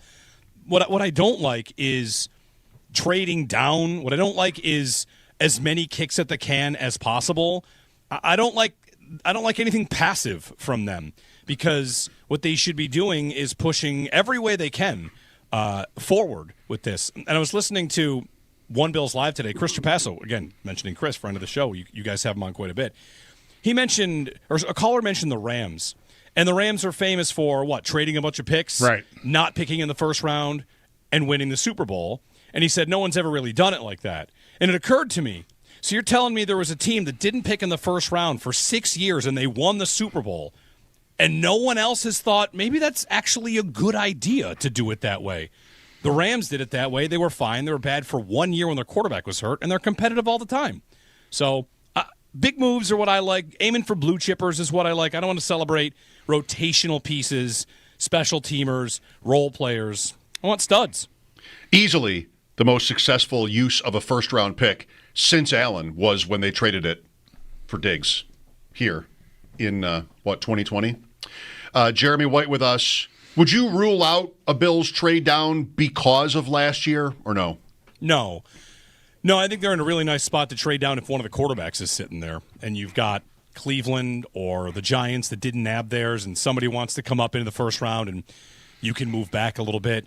If you move from 30 to 40 and add a third rounder next year, to me that's justified. I don't want to add any more picks this year.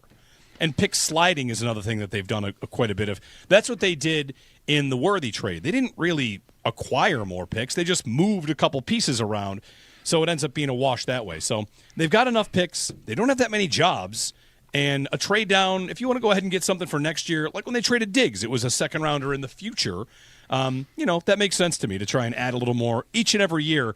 stockpiling for the future, I think, is always a good idea. So is there an idea you like the least at 30?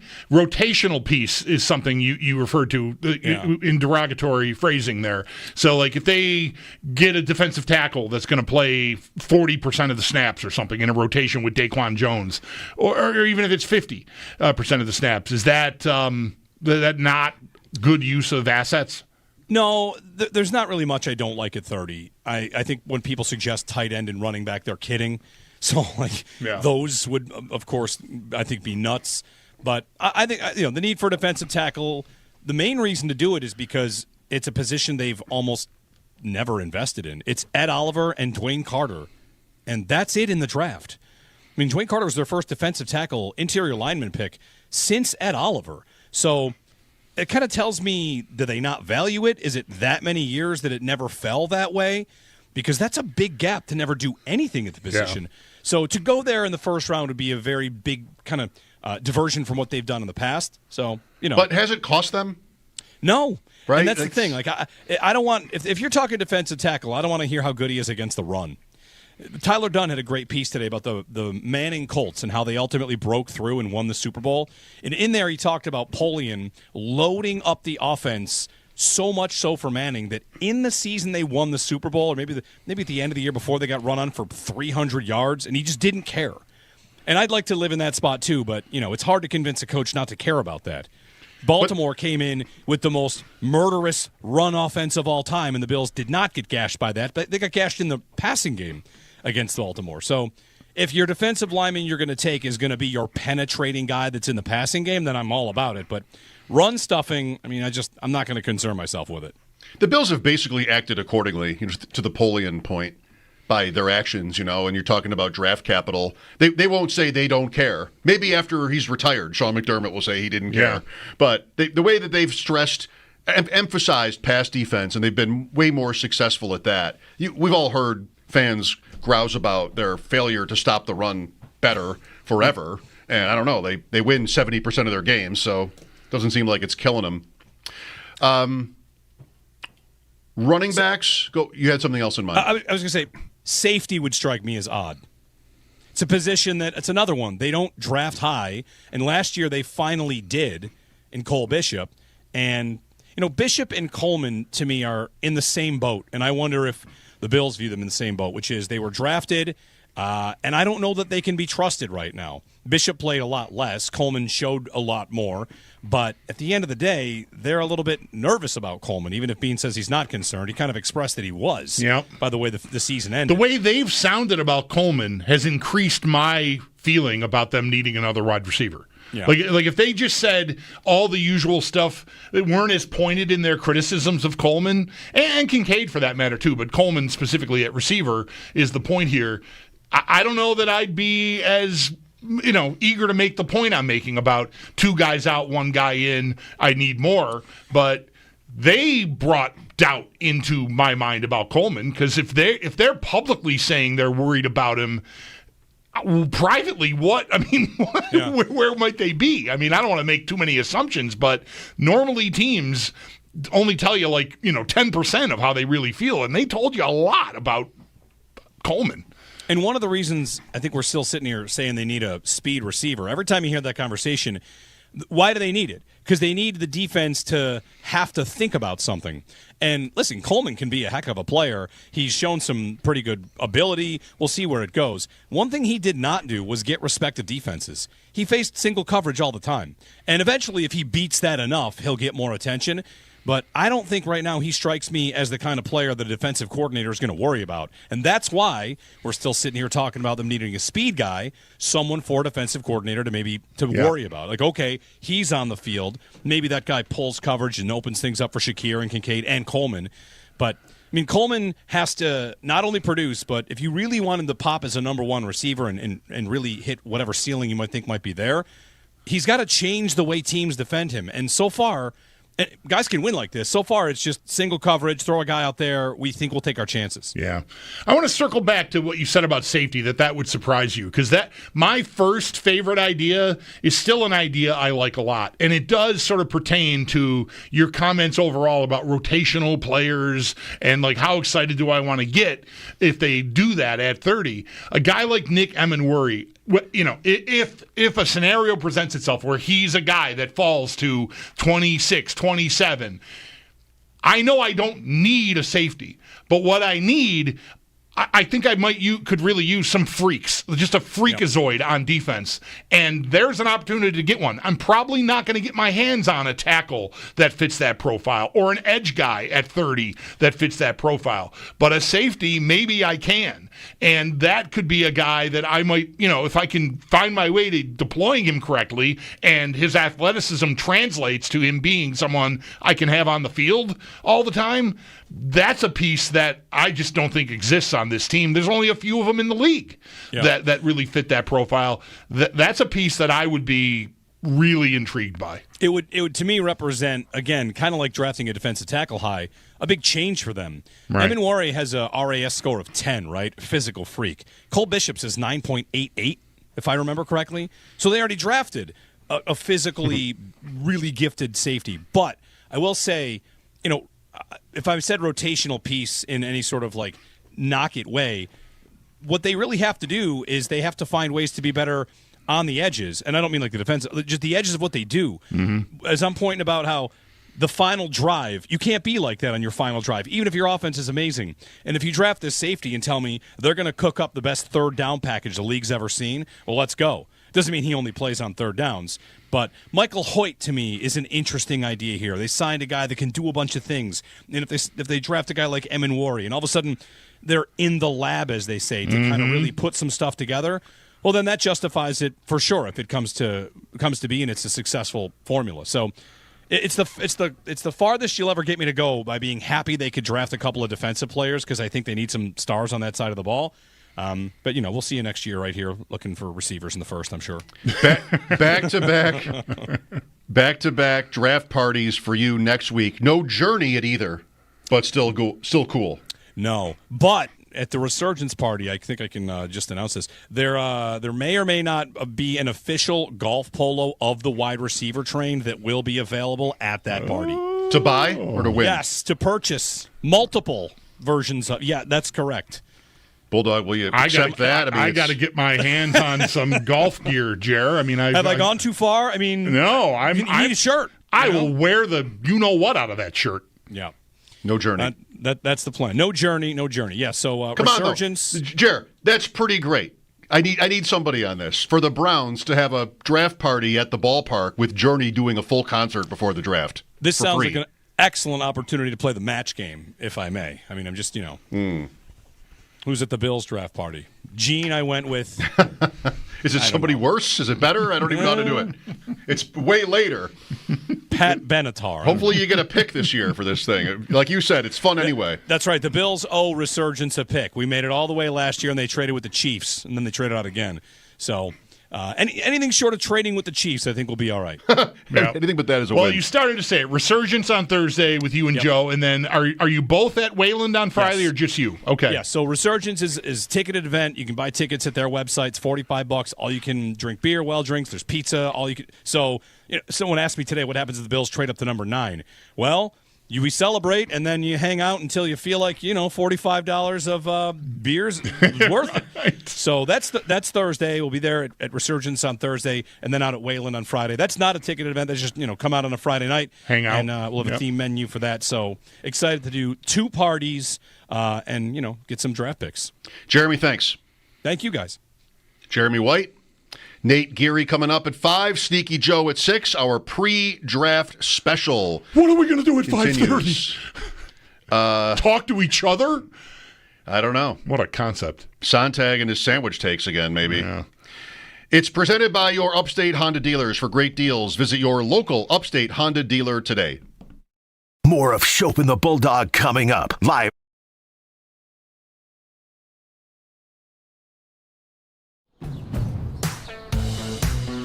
Now's the time for a great deal on a new Honda. It's time to drive smarter. With high-tech features and excellent reliability. From the Kelley Blue Book Best Value brand. Right now, you can get a $259 per month lease on a 2025 HR-V all-wheel drive LX. Now's the time for a great deal on a new Honda. It's time to take an adventure with rugged capability and commanding style. From the Kelley Blue Book Best Value brand. Right now, you can get a $319 per month lease on a 2025 CR-V all-wheel drive LX.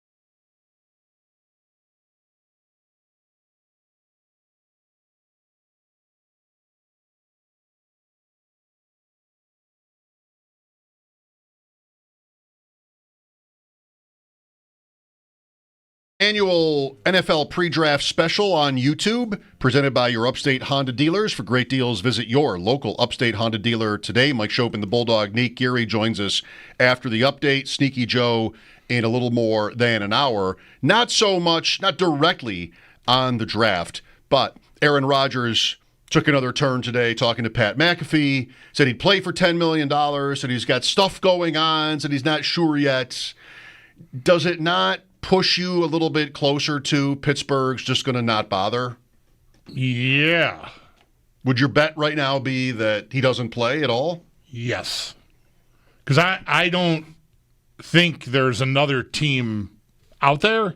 And if I'm Pittsburgh, I want to maybe get busy making sure that I don't know if he's going to be a Hall of Famer, but he's certainly like a Ring of Honor candidate for the Steelers. Defensive tackle Cam Hayward and my pass rusher, TJ Watt, are satisfied with how things are going. And I don't think, because there's been some I mean, Hayward flat out is like just said, what are we doing? Basically, like what are we doing? Watt is also being talked about maybe for a trade. Yeah. So I think I got to patch that up, and I don't know what their pivot is going to be, because I mean, Mason Rudolph started a wild card playoff game here against the Bills last January.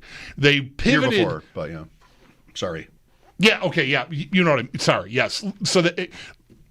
Rudolph is their guy at the end of the 23 season. 24 season comes. Here's Justin Fields and Russell Wilson. They bail out on both of those. And right now, Mason Rudolph is their quarterback. He's back. That's incredible. Like, that is just running to stand still. So I don't know what their move is, but the Rodgers thing, after today, I don't know how you could possibly live with yourself if you're still holding out hope for him. As an organization, you're the Pittsburgh Steelers. Have a little pride. Act like it. Have some pride. You're the Steelers. Act like it. You know, like I believe me, Rodgers is easy to kick, and I enjoy taking my turns at it. He's got serious stuff going on in his life with people around him that he cares about. I respect that. So fine, go take care of that. Just forget about the Pittsburgh Steelers. Or more importantly, the Pittsburgh Steelers should fine, go take care of your stuff. We're done here. We don't want you. You're the Steelers. Yeah. Don't act like the Jets. Right. Where you just will do anything to have him.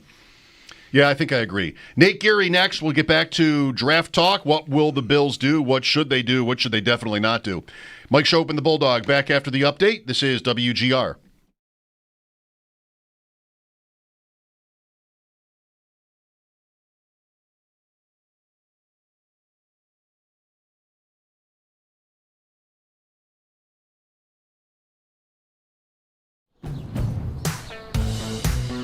Now's the time for a great deal on a new Honda.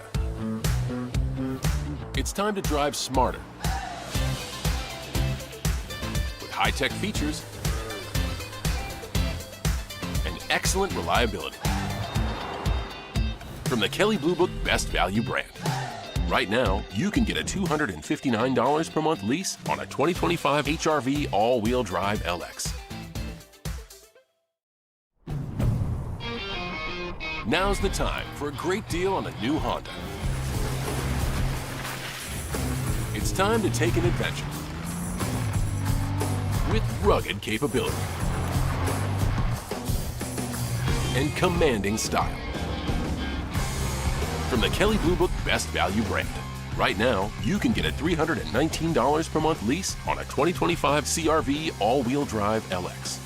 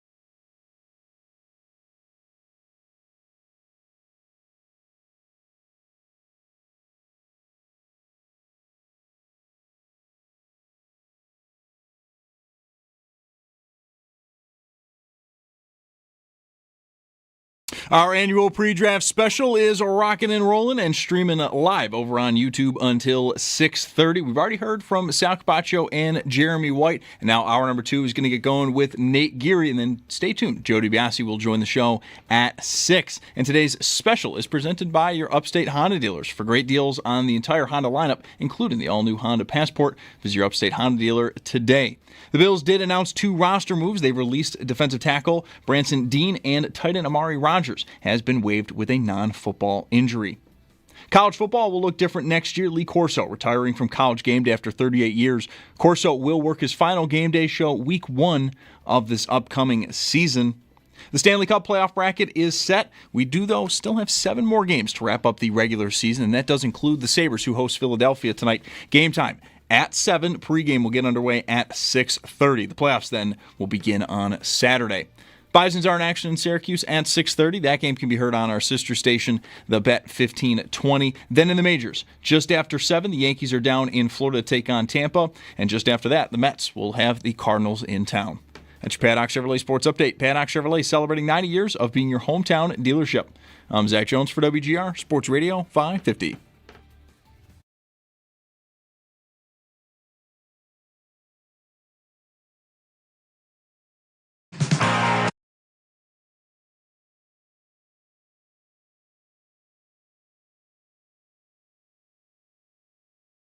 Backs up on first down, is pressure, and slung down at the 5. The pass rush gets home. That's big Kenneth Grant.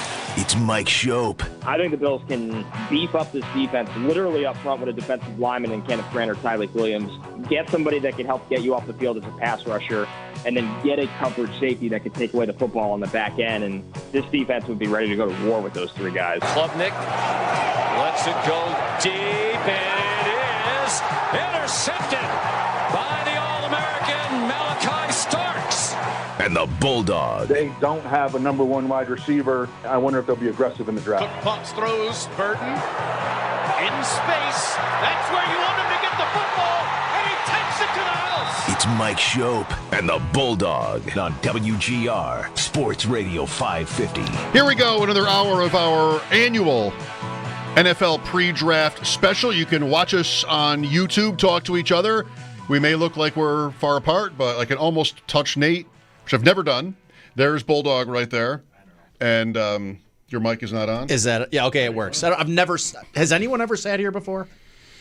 Couple times. That was my spot for a long time. We've had 4 or 5 of us in here a time or two, so yeah, but it's been a while. It changed for me when I wanted to use my own computer, and this is where the space is. Yeah, this is where the phone is now. And this one, yeah. But that's always kind of like been there, but I would use the work computers until that just was not better. But you were never this close to me. You were more like in the middle of that spot, yeah. But that mic. Yeah. I feel, inside baseball. I kind of wish I was here for the olive loaf argument. To be in the middle of that would have been, or the Journey argument, I would have liked to have been in the middle of that, well, frankly. The floor is yours. It's pre-draft. I mean, it's not like it's tonight. Sure, that's right. We do have a week. We do have a week, which we will use on the mostly on the draft. Mostly, yeah. Do you have, on the draft, if I may, do you have a position group that you think you have the best handle on? Corner. All right, good, because I don't feel like I have that locked down, so to speak. I know there are 5 or 6 names. Yeah. Siobhan Ravel is another one that now you see sometimes in mock drafts. Yes or no, there should be someone at that position worthy of pick 30. Yes. It's funny. I was on with Chris Trapasso yesterday, which I'm sure, if he got royalties for every time we mentioned his name on the show here, I think he would be doing quite well. Better than Journey. Yeah, much better than Journey.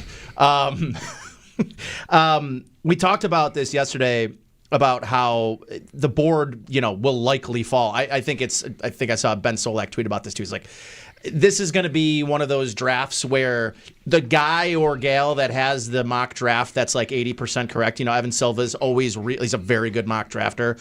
Like, I think everyone's going to struggle this year because, you just have guys that are going 30 that could go in the 3rd round in somebody's 7-round mock. It is a very unique draft for that. But I think the the need for the Bills, and I know we were talking about it in there too.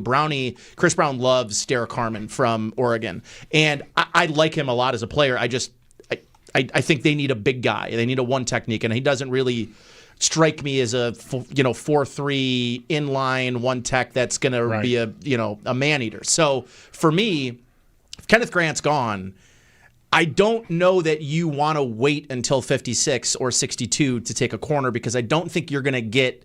I think the guys that you are going to get that are going to be step-in starters are the ones you're going to get at 30. I think you can get guys at the one tech position at 56 or 30, or 62 that you can just say, all right, they can plug and play. I feel like Grant is the end of somebody who could really do both things, right? Maybe be a blue chip. Right. They want someone to eat up space and help Ed Oliver and keep guys off linebackers and all that traditional stuff, but they also might be striving for more than that. And the guys that you're getting on Saturday or even on Friday are probably don't have the potential. Grant might be the last one, if the rankings are correct. He's usually the last one of those guys that could turn into space eater plus, right? Like he can penetrate and get to the quarterback eventually. Like I think he might have the potential to develop that.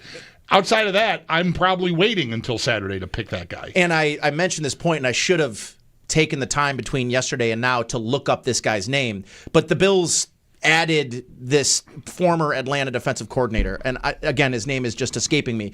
But they immediately made a move in Michael Hoyt to sort of prop up what he did very well in Atlanta, which was they like to blitz, they like to disguise their blitz, and they like to run man coverage. Well, they got one of the two things done. I think the other thing they'd really like across from Christian Benford is a guy that can be a man corner, and they tried to draft one in the first round a couple of years ago with Kyrie Elam. It didn't work out because he could not play the zone, and he wasn't really a great man corner. He was a good press physical guy at the line of scrimmage, but once you were able to beat it. So this draft, I think, at 30, I think provides a very unique group of corners that I really like, that have high athletic profiles, that are 4'3", 4'4" guys, all 6'2", long arms, can play both man and zone.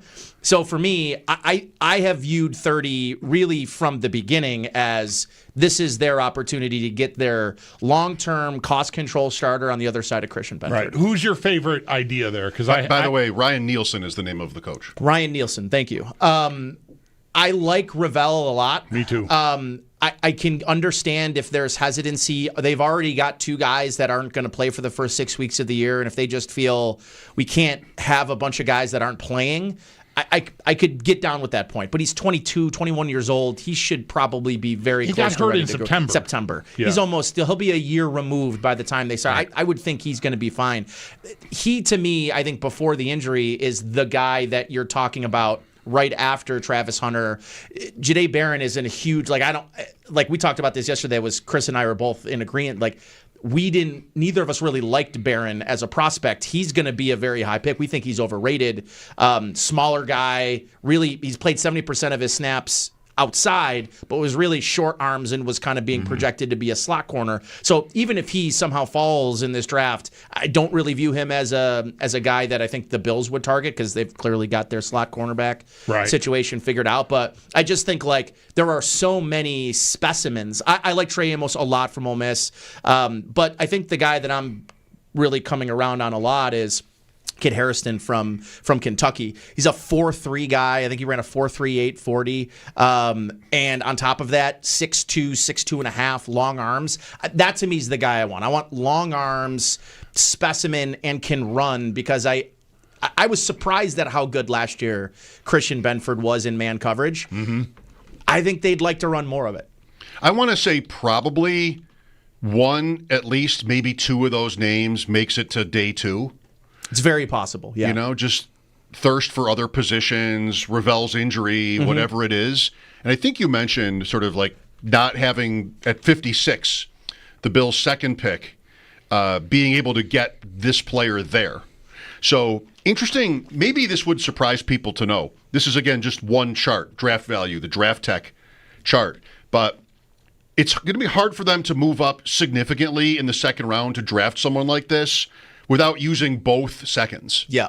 And maybe they use next year's picks, but their next pick after their second round pick, sorry if that's confusing, 109, if you package 109 and 56, which is their first, second-round pick, that's about 7 spots up in value. 7 or 8 spots they could get up into in the second 40s. round. 49, you can right? get in 48, 49. That's right. Dolphins, Bengals. So that seems like a little bit expensive for moving up 7 spots in the second round. I agree. And that might not, I don't know, Nate, this is a question for you. Is that even far enough? Yeah. To solve this particular problem? I think I was listening on the way in and Jeremy talking about not really wanting to trade back. I also agree. I think I'm not here to I don't think it'll be some sort of travesty if they don't end up doing this, but I think this is the draft. You really want to have 4 picks in the top 75. So for me, I see absolutely no value in them taking 3 players in the 6th round. I don't see the value in it. Mm-hmm. There aren't 10 or 11 spots on this roster up for grabs. So for me, I don't think they should be picking. They should the 4th round, the 5th round, whatever. I'm not interested in them. I'd like to be leaving here on Saturday next week at around 3 or 4 o'clock, and that just like the rest of the rounds is just that we're interviewing people. So for me, do I see them potentially moving up in the 2nd? To your point, Mike, I think it'll be a little difficult. To me, it's could you get up early into the 3rd round, and how would that look? I think we talked about this yesterday too. How many times last year did they talk about feeling burned by the league by not getting that 3rd round compensatory pick? I think it ended up being the difference between them getting up to get Brian Thomas Jr. and not. I think it ultimately was the reason that they moved back. They felt they really needed that 3rd round pick. They don't have it this year, and you don't hear them talking about it in the same way they were last year. So for me, maybe they're not as giddy about doing that, but to me, if you could figure out a way to have 4 picks in the top 75 of this draft, I think there's a reasonable scenario there where they end up with 4 starting caliber players. I don't think you can do it without trading down. I mean, I would agree with that. Again, by the numbers, and I'm not trying to take you so literally, but pick 75. It's about where we're at here. Mm-hmm.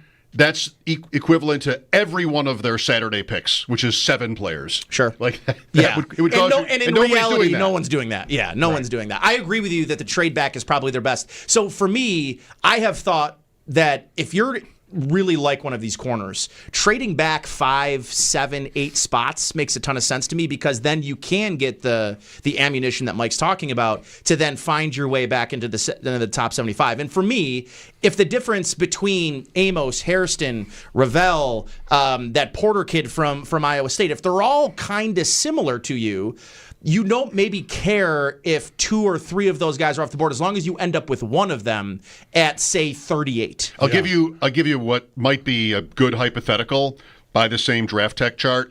Pick 30. Say New Orleans wants Jackson Dart, and he's still there, or even Sanders. They want their quarterback. 30 for 40 and 93. Saints. That works. There's your math. And then you could get a couple of those 6ths and a 93rd pick and move yourself up early into that 3rd round, maybe. Yeah, I think that's how it has to happen. So you're out of the 1st round this way. What do you think of the optics of that? Like last year, they traded out of the 1st round. It didn't really, to this point, is this not fair? Like it didn't work. No, I just think they picked the wrong. It could have worked. If they picked Ladd McConkey, I don't think we're talking about it not working. I think we're talking about what a brilliant decision that was. That's how that goes. Again, I don't want to be hypercritical to say that they got that pick totally wrong. It appears they're not. And I also think the conversation about wide receiver, if 56 or 62 is a wide receiver,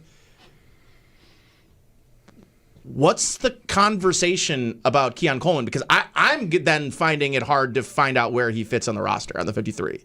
If you have and then you have Dwayne Carter, who is probably going to get pushed out by whomever they draft in the top 2 rounds here at defensive tackle.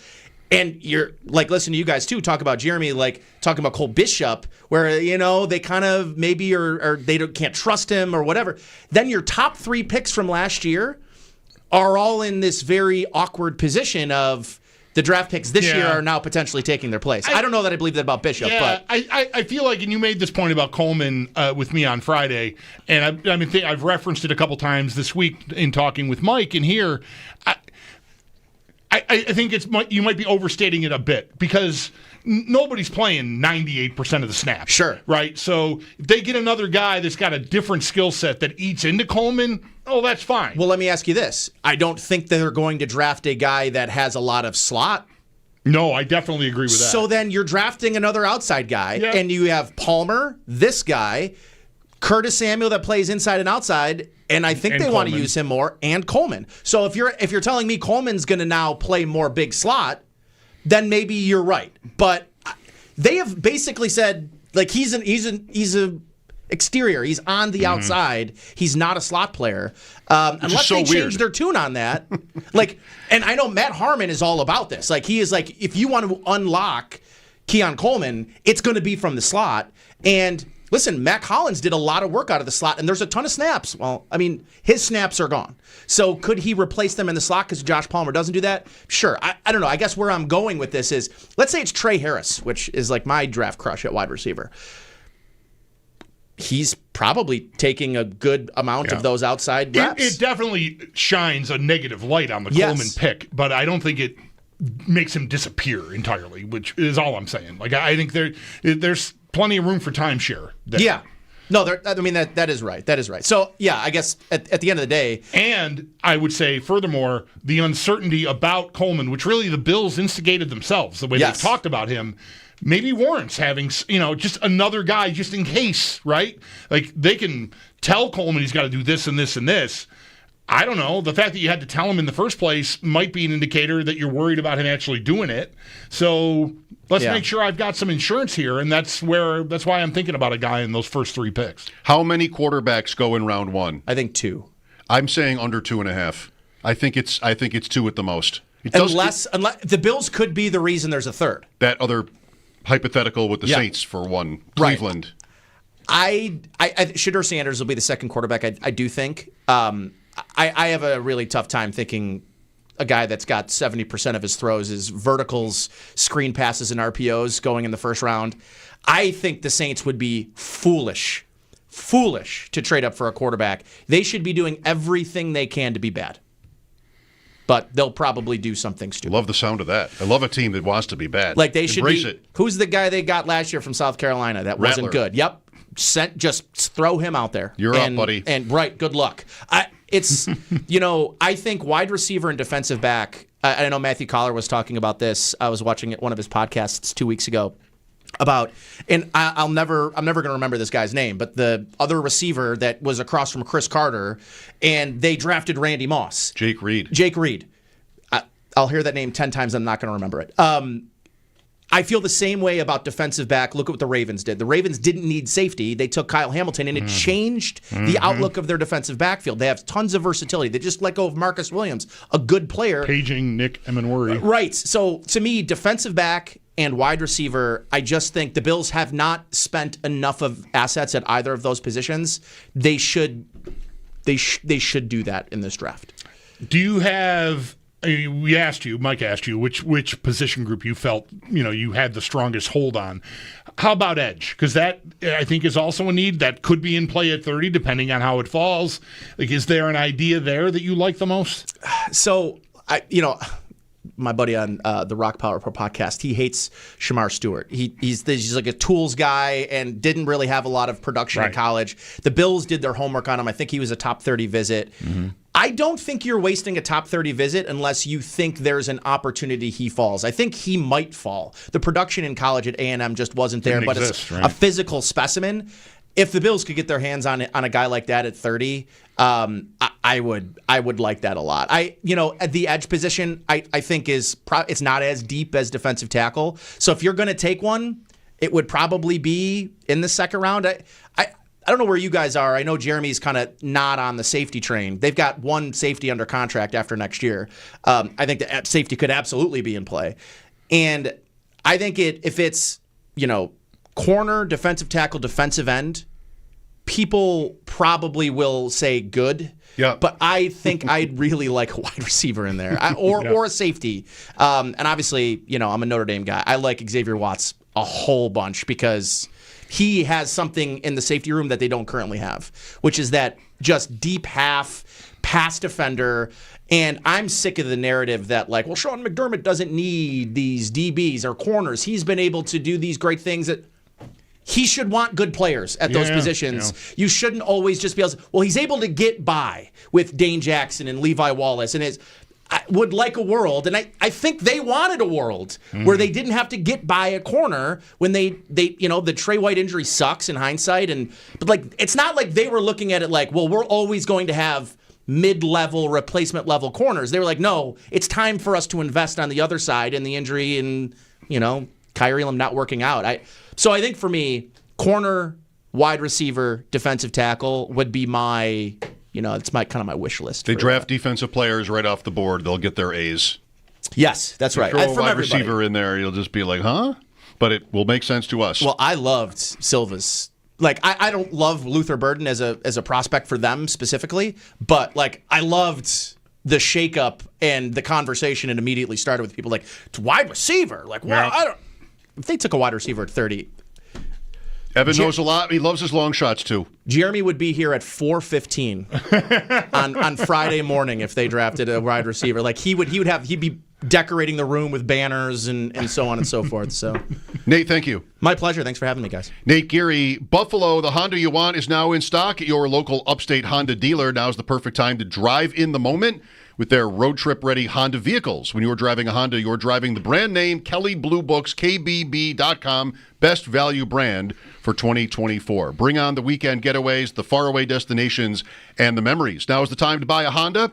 For great deals, visit your local Upstate Honda dealer today. Mike Schopp and the Bulldog with more after the update. Sneaky Joe at 6. Our annual WGR pre-draft special continues next. We know you can't hear every moment of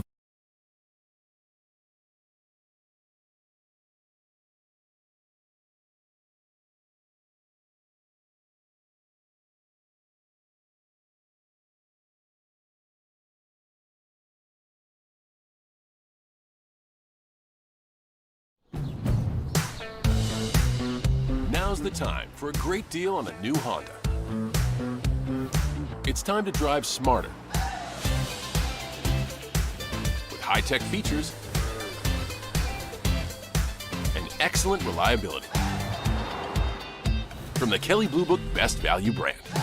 Right now, you can get a $259 per month lease on a 2025 HR-V all-wheel drive LX. Now's the time for a great deal on a new Honda. It's time to take an adventure with rugged capability and commanding style. From the Kelley Blue Book Best Value brand. Right now, you can get a $319 per month lease on a 2025 CR-V all-wheel drive LX.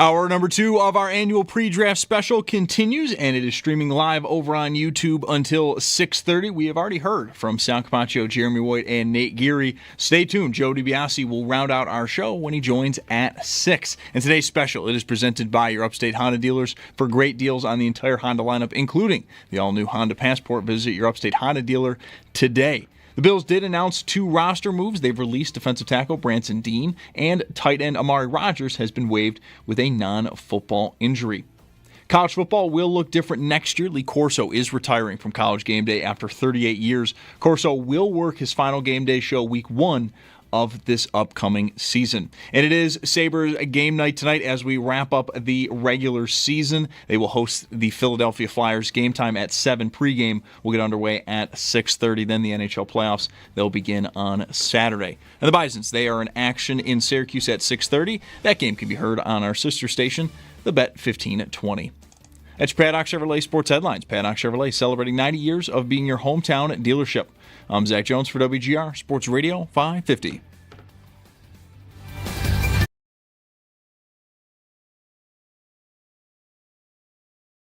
It's very rare that a guy can roll in as a freshman and just start for Kirby Smart because of the intricacies of that defense. You know, Nick Saban, Kirby Smart, you put them in the same camp in that respect. And Malachi started something like 42 games, like right away as a true freshman, has been an All-American since he stepped foot on campus. Malachi is a great player. I really like Malachi Starks. Joel Klatt on Malachi Starks. Not a player we've talked much about. His highlights, one of our highlights in the Open here today on our pre-draft special. Safety. Open to it? I guess I'm open to Nick Emenworry, and that's a freak show as much as it's a safety. Any other safety, I might be just over here going, I just did that in the second round last year. What are we doing exactly? Recognizing Nate makes a good point. They only have Bishop's the only guy under contract beyond this year. So if they want to develop another guy, then and don't, like Sal always says, look to plug and play young safeties, then maybe it makes sense. I just don't know about in those top 3 picks myself. But Emenworry is an exception to that for me because he's a guy that is in the running for the best player on the field, like best athlete on the field. Anytime you're on defense, and the Bills do not have a defender. You know, they've got a quarterback that fits that profile. They do not have a defender that fits that profile. And I'd be intrigued by that, but it feels a little indulgent, I will admit. You know, we've been talking about this every day, and today we're just like all in with all our different colleagues coming in and weighing in. It seems like a draft for the Bills that they're maybe, I don't want to say best off, maybe this is likeliest. Sal seems to think it's like almost a given. The way Nate was talking, where you're just going to take what it gives you. That you're just going to take what the draft gives you. You've got your cornerbacks here. You've got your defensive tackles. Safety maybe, receiver maybe, other positions. But you're going to unless you trade and move around, which you could still do and have this happen. You're going to take the best of the corners available. You're going to take the best of the edge rushers, etc. And I think, like we said at the end of the last segment, if you do that, people are going to be impressed. You're going to have sort of it's kind of an easy one. Anybody could do it. Yeah. Anybody could run that draft, at least for the first 2 days, where you're filling a hole, and then you're kind of one more, if not a hole, but somebody useful on, you'd hope, on defense probably or offense. Everybody will applaud you. What you're, just in general, what you're doing by that, though, is you're basically necessarily ignoring the freak show talent possibilities, whether that's safety, whether that's wide receiver. Right. Like you're not giving yourself a chance at a home run. You're definitely flying in the face of the best player available idea if you're drafting for that need specific. Yes, and I think if they do this, they'll, to that question, if that's put to them, deny that. Like, well, we got this corner, this. We didn't sacrifice anything. Mm-hmm. But, Sal's mentioning practice squad players. at wide receiver as, part of the argument against drafting, say, Luther Burden. I mean, the talent gap is massive. Yeah. And what the Bills, he's definitely right, and we've all said it, how their offense last year really was good enough. I mean, they did not suffer for not having this uber talented wide receiver on the team. I mean, for the most part, at least. You want to talk about a play here or there where they could have used it. Or the last possession of the season. Sure. Right. Of course. Yep. You can say that. But it's a little bit of a strained argument. I mean, they had a great season offensively. It's just that's really what the receiver point has always been, because they've been with Allen. They've been wildly successful. They get their points. They get their wins. When they lose to Kansas City in the playoffs, the first reason is always because they couldn't stop them. The Chiefs had an ugly year offensively this year, and they played the Bills in the playoffs and scored in the 30s. Like, it was just they have not been able to put a dent into that offense when it's mattered. Like, that's the number one thing. So again, like, they'll draft their defense, and everybody will give them, I think applause. so, and I do. It is strained to an extent, I admit. But I'm still over here going, I know, 9 yards of play in the 23 playoffs. And last year they scored in the 30s after having such a dismal year in the playoffs. In both scenarios, my offense is on the field with a chance to win the game with Josh Allen as my quarterback. And I don't have enough around him to get it done. And that, to me, is still stark. I mean, I feel like some of us, maybe the fan base, a lot of the fan base, sees Philadelphia and it just turns us on McDermott. You need to do more, address this. And look, I'm not against getting some athletes. An interesting conundrum would be if they are choosing between Nick Emenworry and Luther Burden at 30, what would I want? Because that would be that's intriguing on both sides to me, and it's not an easy one to answer, and I would want to think about it before I just give an opinion right now. But I think there's just a rush to, I got to do what they look what Philadelphia did. Well, that took 3 years of drafts, right? I am not the Bill. You're right. The Bills will get applauded almost universally if they draft corner, edge, tackle, in whatever order, right? Those are their 3 picks. Okay, well, see, they saw what Philly did. If you think that's going to happen in 2025, I think you're fooling yourself. They could be pieces that could develop into that, but you're going to need more than that. You're going to need more than Epinesa to complement it. They had an army of guys, Philly, and a lot of them were high picks, not picks at 30 or 56 and 62 or whatever the hell. Did I get it right that time? Yes. Yeah. So it's just a lot to me to expect that they're going to right that wrong and fix that. So I guess I still might revert to the previous form that I think a lot of us held, which was just outscore them. That's what I've got to do. Just outscore them. They're going to get their points. I'm going to get mine. I need to get more than them. How do I get more than them? I got to get some more talent on the field. I need to get someone that can scare them. I don't think there's anybody on that offense besides Allen that scares them. And that's not where I want to be living. So that ends up being my case for receiver. And I don't know. Am I straining? I might be. I admit.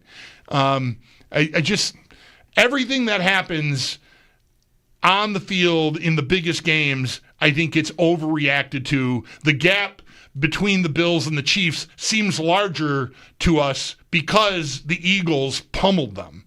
And I've said it a million times already. I don't need to pummel them. I just need to beat them. And what is going to help me in 2025 do that more? Another weapon, someone that can scare them down the field that might slow them down on what they're doing blitz package-wise and all that stuff? Or a 330-pound defensive tackle that is probably going to take time to develop into, if he is ever going to become the sort of players the Eagles seem to have a half a dozen of to throw at Kansas City. I don't know, man. I think my answer would be another weapon on offense before fixing up and getting to the point where I've got this elite group of interchangeable players that I can just come at waves at you on defense with. That takes, that's a philosophical, that would take years. And which one of our guests just said it? Was it Sal? They haven't drafted, or was it Nick? I don't remember which one. We talked to 3 of our guys. They haven't drafted a high defensive tackle. It was between Ed Oliver and Dwayne Carter. And that's a lot of years. Jeremy said that, and I said, but has it hurt him? Like, so what? They've done all right, by the way, with the veterans like Jones and Jefferson they brought in and used instead. I've never once wished they used a draft pick on a defensive tackle instead of whatever else they did. I just don't think they're going to do that this year and turn into the Eagles. And I think there's some sentiment out there that is chasing that, and I just don't think it's realistic. That is going. That's not to say you don't need talented players there, but it takes a long time. I've got Josh Allen still in the prime of his career here, and I wish we would have had this defense when he was still at the height of his powers. It's not going to sound good in 3 years. I don't want to assume he wouldn't be at the height of his powers in 3 years still, but the clock's ticking. I feel like it's ticking on me. I know that. It's ticking on us, on all of us. This is our annual NFL pre-draft special live on YouTube, presented by Your Upstate Honda Dealers. For great deals, visit your local Upstate Honda dealer today. About 5:45, we'll have Joe in studio at 6, Sneaky Joe. The Sabres play their final game of the regular season tonight at 7, so pregame won't start at 6 tonight. It'll be more at 6:30. Brian Koziol will take it, so a shorter pregame show tonight. See that, by the way, on hockey, real quick. See that the Lightning finished the season with exactly $0 in cap space, not even a buck. Well done, Tampa. I will applaud that. Yeah, hats off to you, Tampa. That's an organizational commitment. Which, by the way, it should fool no one that the Lightning actually can get away with saying that they make an organizational, like the full commitment to winning. $0 in cap space is pretty good. Yeah, none. As the season ends. Back in the playoffs yet again, Tampa Bay. And looking like a team that, to my eyes, could win the Cup. Dangerous. They're not the favorite. They are dangerous, and that's a year after letting the face of their franchise walk. Sneaky Joe at 6. We'll have more on the draft with Joe, and before that, when we return here, Mike Schopp and the Bulldog, WGR. More of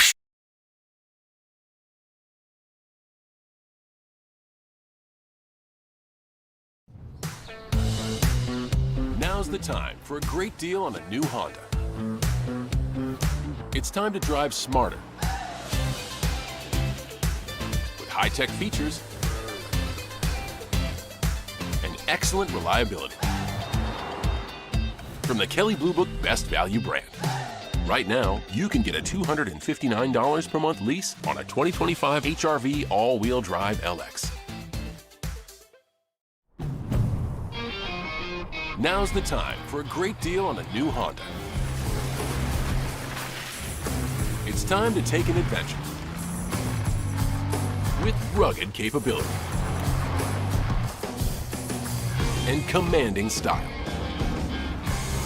From the Kelley Blue Book Best Value brand. Right now, you can get a $319 per month lease on a 2025 CR-V all-wheel drive LX.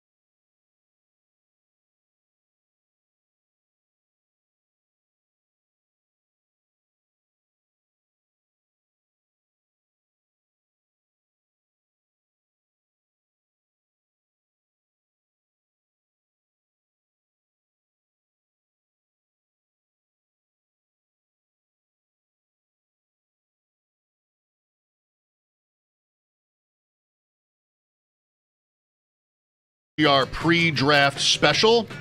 It's been fun having Sal, Jeremy, and Nate sit in with us today. You've seen them if you're watching us on YouTube or Twitch. Sneaky Joe is next up.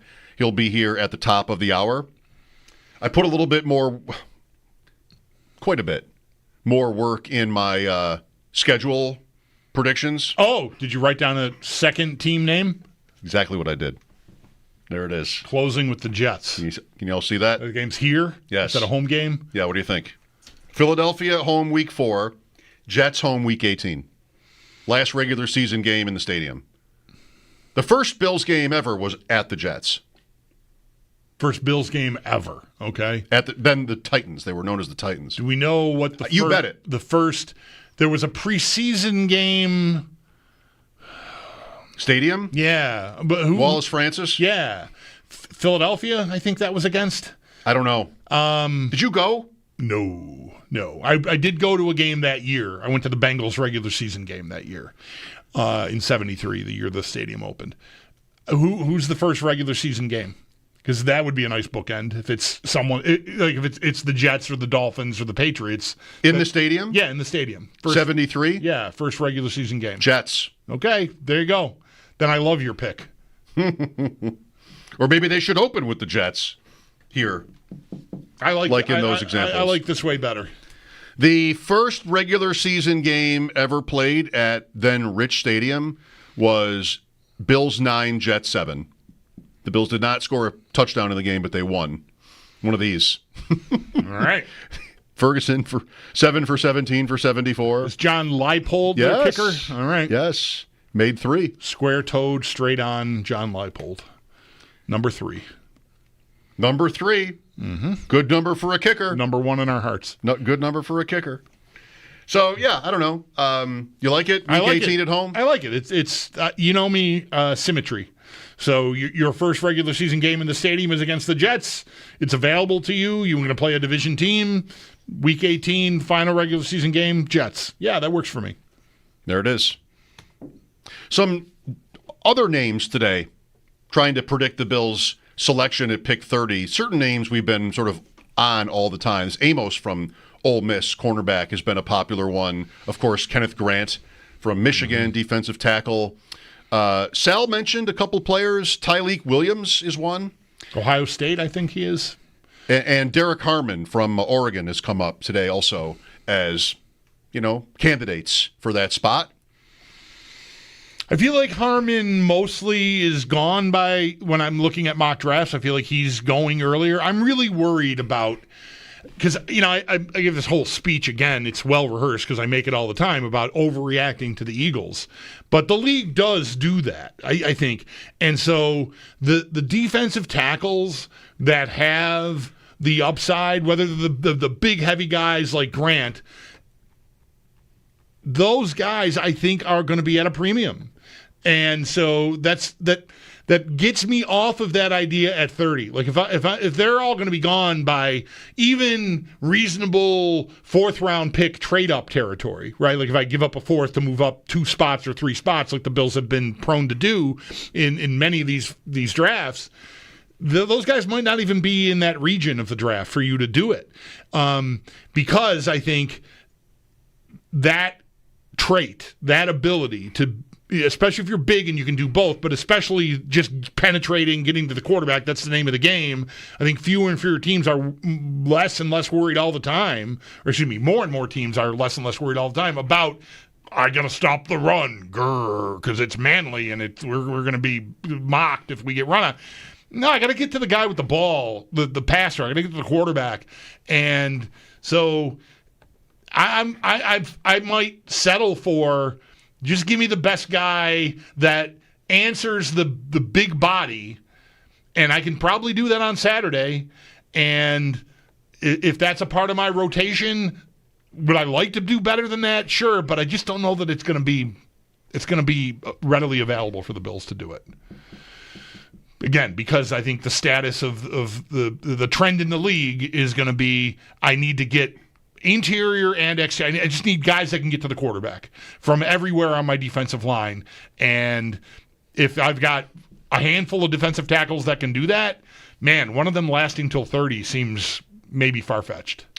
We will see in just over a week. Our pre-draft special continues as Sneaky Joe DiBiase joins us in studio after the update. The Sabres host Philadelphia tonight. Final game of the season. Pre-game for that starts at 6:30.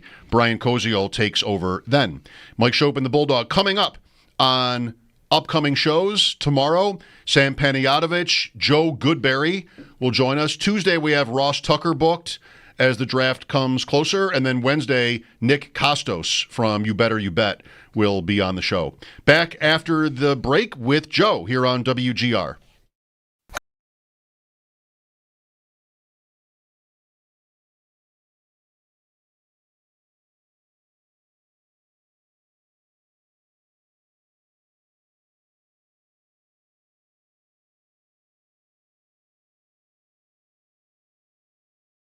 Great deal on a new Honda. It's time to drive smarter. With high-tech features and excellent reliability. From the Kelley Blue Book Best Value brand. Right now, you can get a $259 per month lease on a 2025 HR-V all-wheel drive LX. Now's the time for a great deal on a new Honda. It's time to take an adventure with rugged capability and commanding style. From the Kelley Blue Book Best Value brand. Right now, you can get a $319 per month lease on a 2025 CR-V all-wheel drive LX.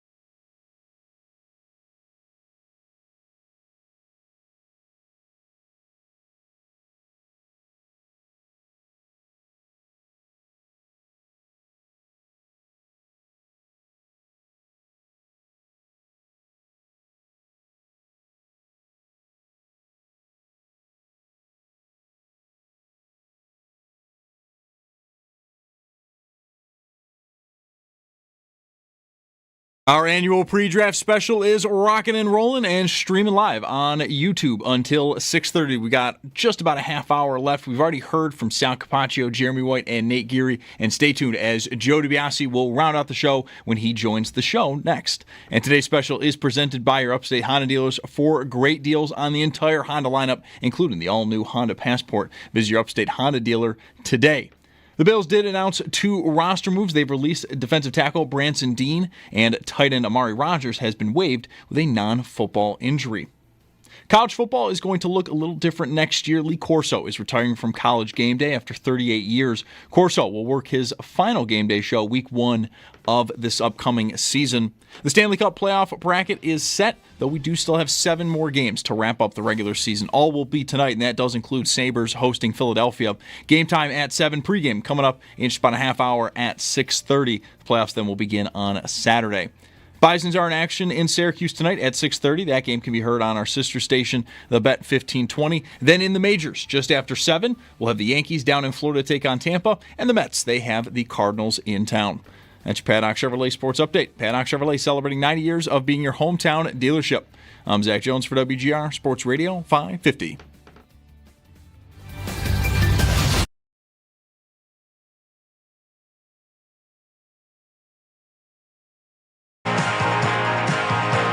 It's Mike Schopp and the Bulldog. If I needed a defensive tackle, I'm willing to take Kenneth Grant pretty much as high as I need him. Backs up on first down, is pressure, and slung down at the 5. The pass rush gets home. That's big Kenneth Grant. It's Mike Schopp. I think the Bills can beef up this defense literally up front with a defensive lineman in Kenneth Grant or Tyreek Williams. Get somebody that can help get you off the field as a pass rusher, and then get a coverage safety that can take away the football on the back end. And this defense would be ready to go to war with those 3 guys. Klubnik lets it go deep, and it is intercepted by the All-American Malachi Starks. And the Bulldog. They don't have a number 1 wide receiver. I wonder if they'll be aggressive in the draft. Cook pumps, throws, Burton in space. That's where you want him to get the football, and he takes it to the house. It's Mike Schopp and the Bulldog on WGR Sports Radio 550. No biggie, just talking fantasy. Sneaky Joe entered the chat here for our pre-draft special. So many fond memories of the years we all spent together with the 2 of you talking about this nonsense. You know, nonsense. The draft is super important for fantasy, too. I mean, we're trying to figure out landing spots here, Joe, and who the 102 might deserve to be in a rookie draft, which will all start, not all, but like the week after. I know I'll have 15 rookie drafts starting like May 3rd. Yeah, this is a good running back year too. So yes, well, better than last year at the very least. Leaving the show. Yeah, you're not interested in where? Who's the 102? I'm still here. Just go ahead. Who's the 102? Come on.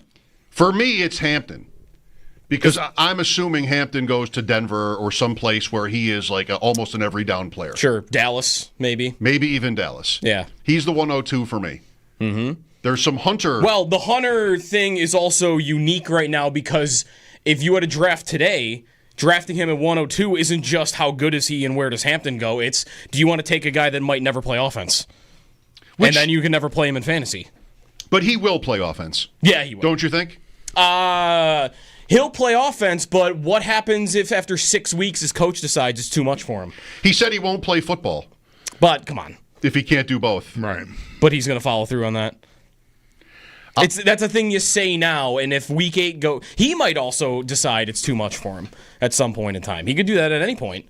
After 1 year, like the idea that he'll do it his whole career, I hope he's able to do it. It's super interesting, but if 2-3 years go by even, like, is it going to be 10 years of him playing both, or is it going to be 1? Is it going to be 2? Is it going to be 6 weeks? It would be a lot of uncertainty for me to... I would never, ever bet on it being a long period of time. Mm-hmm. I think if he's as good a receiver as it seems most everyone thinks he's going to be, then you're going to get pretty... It's going to be like using your best receiver as a kick returner, only way worse. Like, there's going to be a point in time where you're going to go... All right, I just need to limit his exposure to, stepping wrong on some crappy turf. Right. Like all that kind of stuff. Like the number of snaps, it's one thing to do that in college. I just think in the NFL, the value that you're paying a guy to be your number one receiver, you're not going to want him, I'm going to say, fooling around on defense. Yeah, that would be a good point. I just wonder, I hope he's able to do it so bad.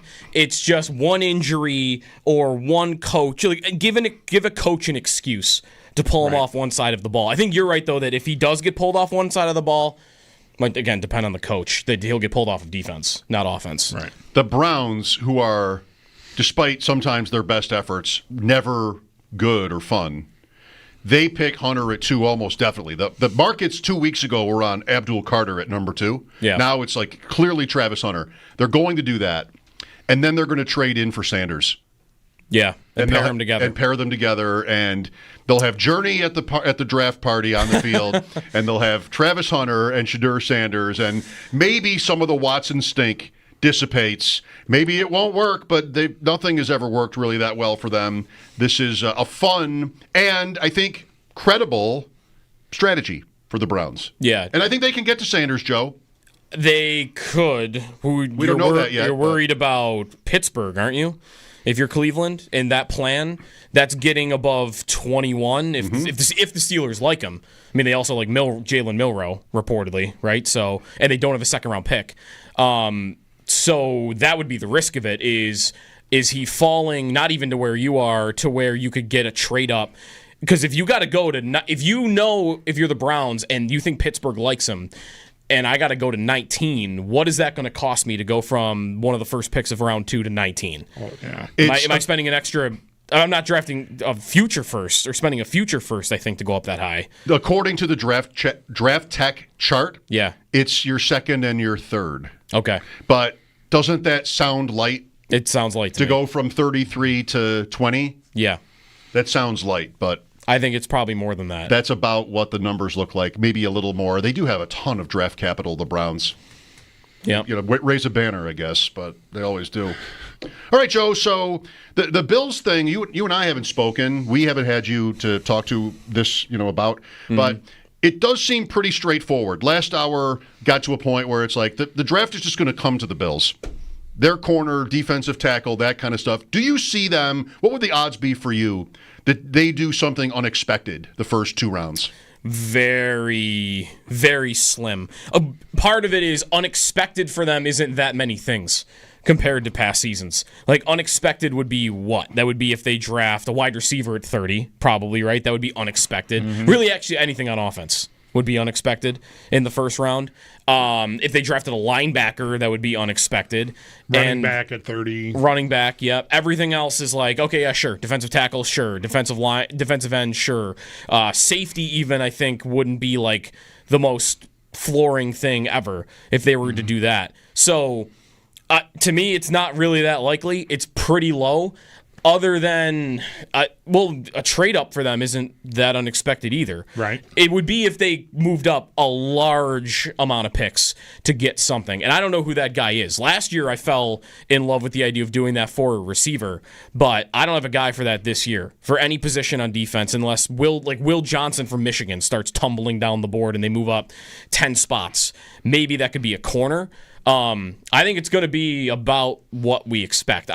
There's nothing out of left field that I could even really see them doing that would make sense, other than if I qualify receiver for that, I don't want to rule out, like, if Luther Burden or they have a guy that they love. I don't know how many there are because of the class. Right, it would need to be a guy that is like the prototypical, he was just jumping off the board at us. Like, we had such a high grade on him that we couldn't ignore it. But I think that would have to be a receiver because everything else to me seems like, oh yeah, they would do that in round 1.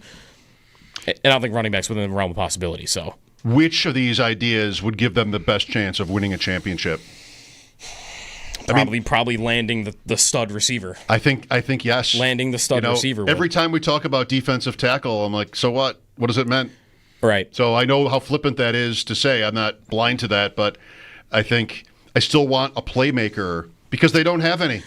They just don't. They don't have playmakers on that offense. They had a great season with that, but I don't know. That's where I get to also, and I love Burden. I think he's the one. I would want to give them credit for. I think they have playmakers that when they have the ball in their hands, maybe not on the elite level, but like Shakir creates yards after the catch. He's good. Yes. And like I don't want to bank on that for Samuel, but in theory Samuel gives you that too. But for me, they're missing a specific type of playmaker, which is just downfield passing. That's it. Like I can't really point to anything else on offense that they are severely lacking at. But Allen was third. Allen surprising to me. These stats about him and the deep ball. He was 26 in efficiency, but he was still third in deep ball attempts. Like he still does want to sling the ball down the field. Some of that's volume, but. Part of that is think of the plays that worked down the field last year. It's the AFC Championship game where Matt Collins is got a guy draped all over him, and it takes a perfect throw for that to be a touchdown. It's Cooper in the Jet game where same thing. He's not getting open. He has to make a spectacular catch because there's a corner right there. There's no speed guy that is making anybody worried on defense. I would want... I think the other stat was that they saw one of the lowest rates of too high safety shell last year, which has not been the case with Josh Allen, this Bills offense. I think you want to get defenses back into that. Yeah, boy, our lives have changed a lot. But like after the 2020 AFC title game, speed was I need speed. Yeah, everywhere on both sides of the ball, and I don't think they've gotten anywhere near it yet. Yeah, that would be unexpected to me. Part of how they talk, and it follows up with how they act, which is, what does Brandon Beane say every single time he gets asked about adding speed to the offense? Well, we have to have a track guy. We need a complete football player. Which I'm not even saying that's not defendable. Sure. But if you conduct yourself that way, you're never going to get the speed guy, because there are going to be teams every year that say, we can make him into a good football player. I'm falling in love with the track speed. So that's not to say that's better process. It just means you'll never get that guy. It's pretty condescending. Like he does use that track line. He just like we're above that is basically what he's saying. We're above those players, and that's worthy, right? Isn't it? Yeah. He. I think it might be fair to say like he felt the Bills were above that, and here's Kansas City coming for him, and then of course I want to say making it work. So I mean, I guess I would say I think the bottom line is still. Their offense was very successful. Sure. They played a power style. They, I would guess, feel the same way as they did last year about this. And thus, they're not going to do this thing. There might be a wide receiver on Saturday, but despite the Bills hitting twice on day 3 receivers in Gabe Davis and then Shakir, the odds are not great there. And those are not players that usually displace your starters or even like your sort of B group, so to speak. Yeah. So defense can sort of land in their laps, and they'll fill holes, and they'll get a lot of credit. Yep. And maybe that's okay. Yep. The only other question I would have for them on offense is what do they think about the turnovers? Because they were amazing, historically great at limiting negative plays and especially turnovers last year. Do they think that that's going to regress? Because it is going to be insanely difficult for them to repeat not having a fumble for the final 10 games of the season. And to take it away like they did, too. Like and to take it away. Both ends of that are due for some, toward the mean. So if you get regression towards the mean on that, where are you going to make it up? And I want Joe Brady, and whenever he talks to Brandon Beane, to be saying that, or to have that on his mind. Like, we're probably going to turn the ball over 5 to 10 more times than we did last year. So if we want to be as good as we were on offense, then that means we have to make that up somewhere else. And defense, I think that should definitely be true, because if they weren't taking the ball away last year, they were a bottom 10 defense in the NFL. And I'd have a bet on that. Look who's in the room. Yeah. Get that lateral thing off the board over there, will you? That's over. Well, I can't erase it. That's what I said. They couldn't. I tried. Because I called that out. Yeah, Mike said it probably won't what come I need off. to do is commit the time, and how much time? It's 3 minutes to tracing the letters with the marker and then go in and erase it. I'll tell you, if never find that time. What's more depressing than spending time doing that? What you should tell them is, don't worry, Bulldog will do it for you. Because I will. Have you used the spray? If we can now get that, if I'm cleared to get that off of there, I will do it. The spray? Have you tried the spray? Is the spray even over there anymore? Who knows where the spray is? I have not seen the spray. The spray might be behind Gene's territory. It really might be. Yeah. I've used the spray. There's got to be. If it's not behind him, it can't be in the room anymore. It could be behind the wide receiver big board. It is back there? It's actually in his pocket, which is weird because he's a cardboard cutout. So the challenge with the spray, there's a dry erase board, and it's years long. These things have been up there. The challenge is having it not drip into the bets underneath it, and then also like disrupting. So you got to be quick. It's a two-hand job. Pretty compact. Yeah, spray it on the paper towel is what you need to do. Oh, I never thought of that. That's a much better move. I think. I would just use the eraser. Yeah. What about running back in this draft for you? I'm intrigued by it. I have, speaking of bets, I don't know if it's up there because, again, I don't know if we have room. We do have it. It is up there. What the Bills will draft earlier, running back or linebacker. I have that bet with Jeremy, and I have running back. And part of that to me is just they have a lot of picks, and James Cook's future past this year is a question. And if they want to get ahead of it at all, this is a great running back class. I don't think it's so easy, though, as doing it on especially like day 2 of the draft. I think if they're going to draft a running back, I'm not thinking about that until at least 4, probably more likely 5 or 6, if they even want a taste of it. Because how do you make it work numbers-wise? I can make a good argument that get ahead of it and draft a running back now because this might be the final year of James Cook. Where am I putting him? Right. Now he's on the team. Now what? They're not getting 4 game day jerseys, so you could just be okay with him having a redshirt season, but I don't know how likely that is I to think be the appealing only to them. scenario, my opinion is that the only scenario that would see them take a running back as early as any time on day 2 is that they think Cook's not coming, like that they're really worried about Cook, or that they have something in place to do that before the draft or at the draft. I just think it would be an alarm that, like, we're worried about this. Otherwise, I don't think that there's, even in a deep class, I just don't know that you got a place to put a guy. Yeah, they had Jaden Blue from Texas in on a visit recently, but I haven't seen them connected to any other running back for any other thing. I can't wait to find out because I feel differently. I think now there's the politics with Cook and even Ty Johnson or Ray Davis. Like, you have that to factor into the equation. But I am convinced that there are 20 to 25 running backs here, and even the last of them would fit in fine in an NFL offense. Like, they're going to belong on the field. So if somebody comes in and competes with Ty Johnson, I mean, he made plays for them, and I'm not ignoring that, but I think that the Bills could see that as a win.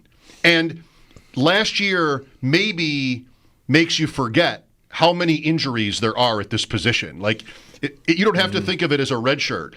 You can think of it as insurance. I'm going to draft Bashal Tutin in the 4th round here, or Giddens, or one of these guys, Damian Martinez. And, you know, people are going to come on our show and be like, I love that. He was a top 5 back for me, athletic freak, on and on and on. And I don't know, like, the Bills don't exactly have the same point about how much room they have for backups on the roster applies to other positions too. So they're not going to, if they keep all these picks round 4, round 5, they're going to draft somebody with them. And I think running back, irrespective of Cook, because, you know, he's not big and he's been productive, but he might, you know, be tough contractually. I still think they could or should do it. Again, regardless of what they think his future is. I mean, 10 picks, what would their odds be of getting 1? No matter where better than 50-50. Like, because I was going to say about that. Right? No, I was going to say about that. Like, I can see them picking a day 3 guy. I just you asked earlier about, like, them doing something unexpected. Them drafting a running back, any of their first 3 picks to me would blow me away. Yeah, I wouldn't be surprised to see somebody in the 6th or 7th round. And then maybe that is Jaden Blue, because he was not even the primary guy at Tech. He was like a, you know, right. Well, because he fumbled the ball like every 20 times he touched the football. So a flyer on somebody, but like someone to play, no way. Like we said, like a 3rd or a 4th round pick. We don't have a 3rd, but someone early enough, like duplicating what they did with Ray Davis. They're not doing that again because they just did that last year, and all the chairs are full unless there's a problem with Cook. Or they want to get ahead of it and they decide to do the A.J. Brown trade at running back, which is we're just going to trade him on draft day and immediately spend the pick on his replacement. Okay. That did not go well for the Titans. In fact, it's like the worst trade that's been made in 5 years. But what did they do on that night? They said, yeah, we don't want to pay him, so let's trade him on draft night, and then we'll immediately spend the pick we got and use it on a wide receiver. They could say that, like, hey, Dallas is calling, and they want to give us a third-round pick right now. I think even I've heard you guys use that exact round. I sprint to say yes to that. You say yes, and then you just spend that exact pick on a running back. Yeah. I would do that. Is always why I can't see a team making that offer. With the same sort of enthusiasm for accepting it. I think you need a dumb team. They're out probably. there. You picked the right one. Yeah, I think. I think so too. Yeah. Chris Collinsworth has weighed in on who his favorite player in the draft at receiver is. Okay, his favorite receiver in the draft is Burden. Luther Burden. Yes, McMillan is interesting. We've got a couple minutes. Whoa! What? Something else? There's news. Yes. Adam Schefter, 19 seconds ago, Trey White is back. The Bills and Trey White reached agreement today on a one-year deal worth up to $6.8 million per his agents. I won't read their names, like Schefter feels so gratuitously to put them in there. Anyway, Tre'Davious White's back on the Bills. Up to $6.8 million? Up to, right. Yeah. What does it go down to? That's a better question because him making $6.8 million seems insane to me after last season. But that's got to be playing time and snaps and all that kind of stuff. Yeah. He's got to meet the physical, the threshold here. Yeah. Well, I mean, he was a very popular player, needless to say. Yeah. So it's cool. Cool story. Glad he's back. It doesn't change anything at all about the draft for me. That corner, obviously, if that needs to be said. Yeah, that's how I'd probably look at it, too. Started to say quickly, Tet McMillan, who is the betting favorite, not including Hunter, to be the first receiver drafted. There is a community of analysts that really don't love this player. And there's a couple of things he said along the way about working out and stuff that maybe make it a little bit not ominous. A lot of people really like him, too, like an elite possession receiver. But I was listening to Establish the Run today that Evan Silva's on that. Evan mocked Luther Burden to the Bills. And one of the other hosts, Anthony Amico, brought up maybe McMillan falls to 30.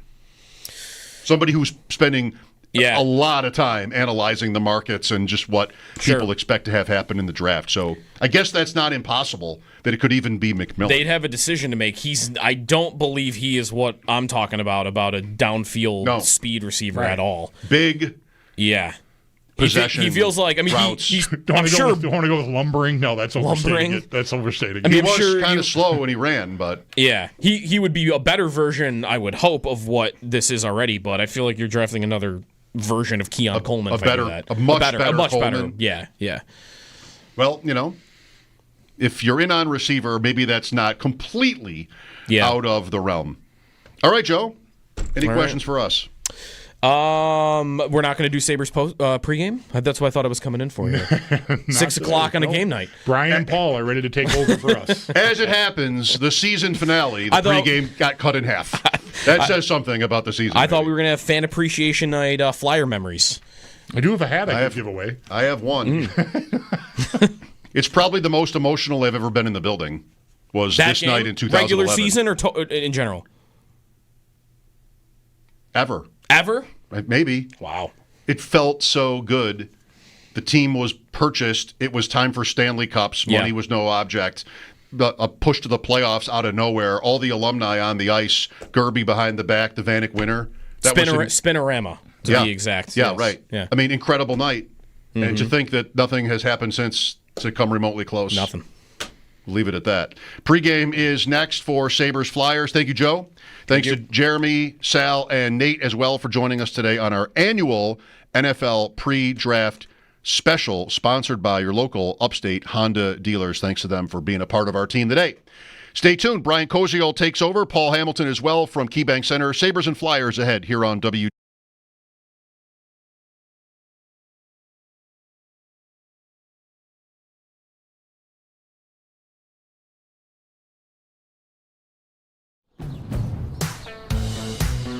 Now's the time for a great deal on a new Honda.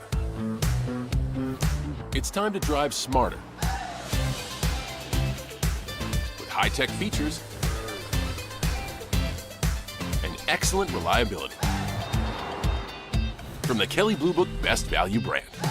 Right now, you can get a $259 per month lease on a 2025 HR-V all-wheel drive LX. Now's the time for a great deal on a new Honda. It's time to take an adventure with rugged capability and commanding style. From the Kelley Blue Book Best Value brand. Right now, you can get a $319 per month lease on a 2025 CR-V all-wheel drive LX.